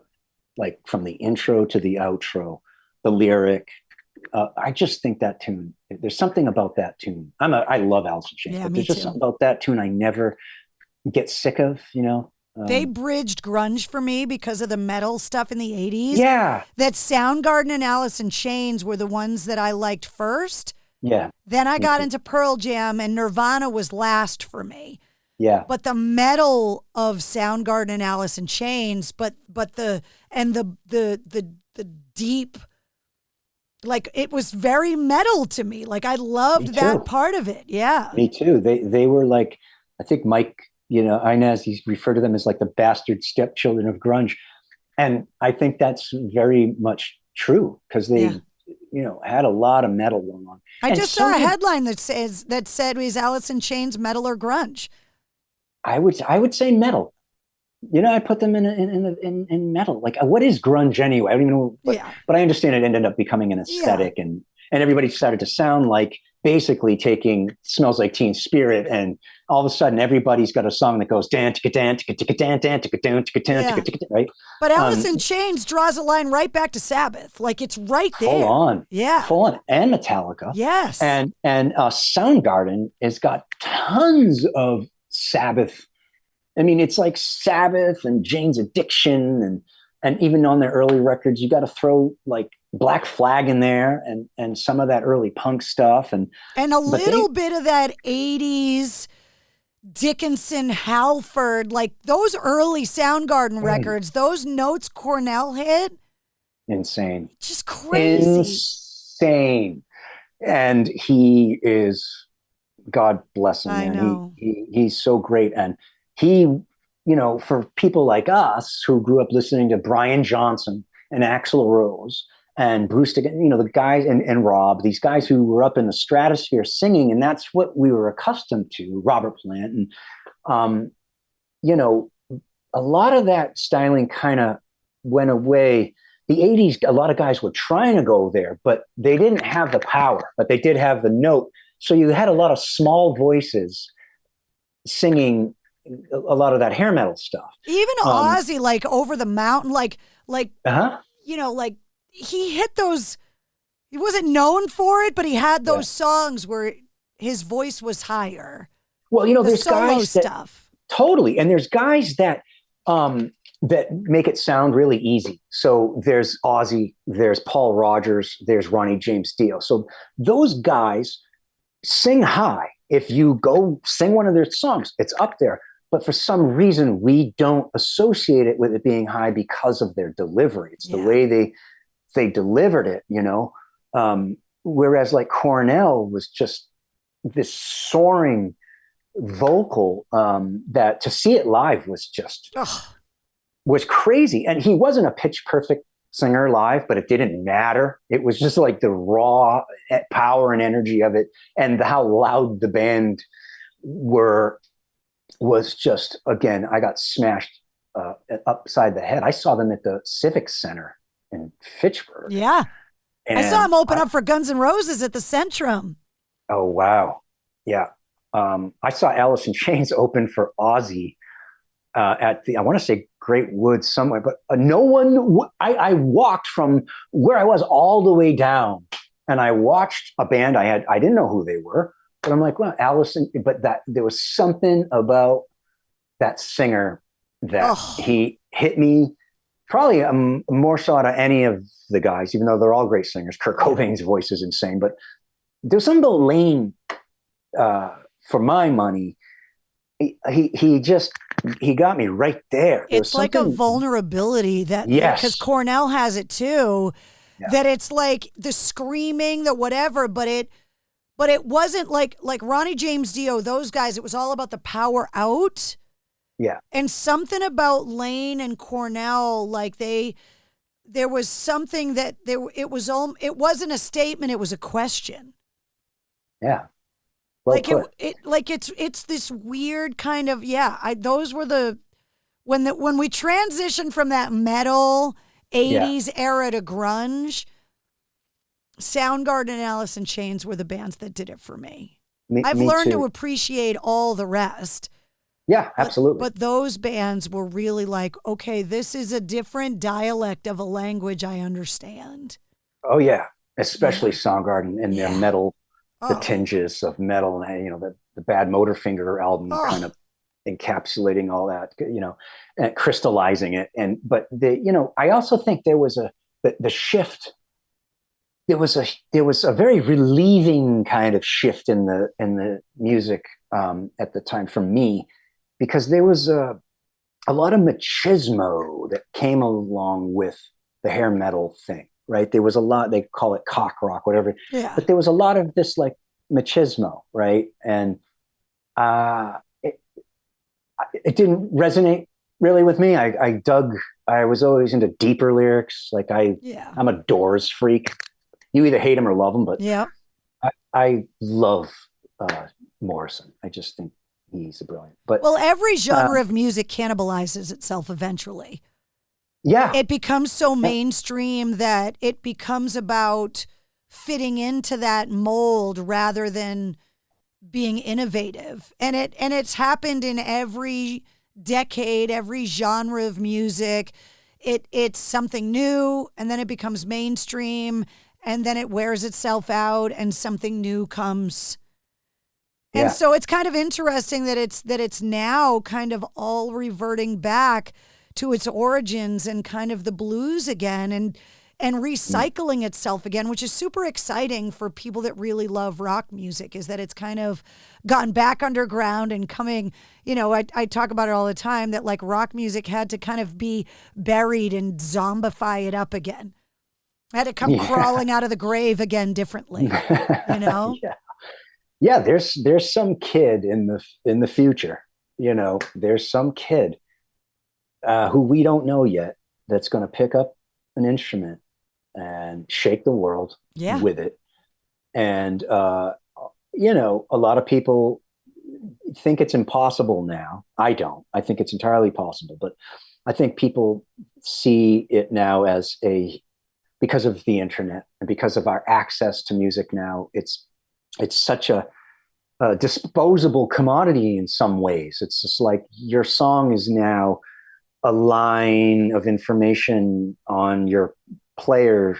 It's a 30-second snippet on TikTok now. Yeah. As opposed to growing up with getting a piece of vinyl, holding it, reading it, analyzing it, lyrics, flipping over and over, living with this one, piece of art for a while. And if it was really good, it just never left. Now it's sort of like, all right, yeah, I heard it. Yep, I heard it. We're kind of going back to the world of singles, just like in the 60s, where it was like the Who Are the Kings? They put out an album of all singles. There was no, AOR. That didn't exist for quite a while. The 70s is really when that started popping. And I think that's kind of where we're back at now, with everybody just wants to get out singles, because it's all about playlists now. Well, and right? it's easy to release a single, and there's so much pressure to put 12 songs together and only 3 of them get played on the radio and the other 9 don't get played live, and you put all this work into them and nothing happens to them. So focus the energy and the time and the money and all of that on making some singles great and release them and go out on the road. And I can't wait to see you guys on the road. Yeah, I can't wait either. I can't. I'm looking forward to the run. It's nice to be home. It's been great spending time, obviously, with my wife and son, and but that's where I feel, I guess, most useful. In a weird way, but and this band's great. The scheduling and how we go about doing things, it all works out really well for me, because I can sit in my studio and just plug away on other things, and then head out, play some rock shows. Well, let me know when you're going to have rock shows in the neighborhood. I got to get our manager to start peeking his head up in that area, because we haven't booked anything up there. And I'm like, dude, if you book a gig, they will come, Yeah, they'll absolutely. be there. Yeah, absolutely. They will absolutely be there. Yeah. Well, thank you so much for hanging out with me today. It was so great catching up. It was so great to see you. You too. It's been so long. I know. Since we've just had a chat. I know, right? Yeah. Well, when you come home to visit the family, we got to get together. And then obviously when the Dead Daisies books a tour and you're going to be, in the Northeast, then I want to come out and see the band. Oh, without a doubt. Awesome. Yeah, you have to be my guest. And awesome with everything that's happening with you and this show. Thanks. And you're growing. You're mushrooming out there. It's crazy, man. It's into the nation. It's exciting and scary at the same time, but it's very cool. Yeah, but you're definitely on the right path. It's obvious. Oh, thank you. Things are lining up, and I'm psyched for you. I'm psyched for you too. This is so surreal that I know, just right? had an interview. I know, it's crazy. Well, congratulations on the baby too. That's huge. Thank you. I'll send you a picture. Yeah, please do. I will. All right, we'll catch up soon. All right, mistress. All right, Michael. There he is, Michael Devin from the Dead Daisies. The new song Light 'Em Up is available everywhere. It's the title track from their album set for release in September. Now, if you want to check out the new single, all you got to do is click the link for this episode's custom playlist in the show notes. I make a playlist for every episode of the Mistress Carrie podcast that features all of my guest music and all the songs and artists we referenced in the interview. In the show notes, you'll also find all the links for the Dead Daisies and Michael Devin, and of course, you'll find all the Mistress Carrie links too. If you like what you heard, don't forget to like, follow, and subscribe to the Mistress Carrie podcast. New full-length episodes come out every Wednesday, plus every weekday you get the sit rep with all your rock news, music headlines, and entertainment updates in about 5 minutes. You can join me live every Tuesday night at 8:30 Eastern for my weekly streaming video show, Cocktails in the War Room. Check it out on Facebook and Instagram, Twitter and Twitch, and on my YouTube channel. And of course, you can always find me on the radio. Get the details on all of that and more at MistressCarrie.com. The Mistress Carrie Podcast, a proud member of the Pantheon Podcast Network.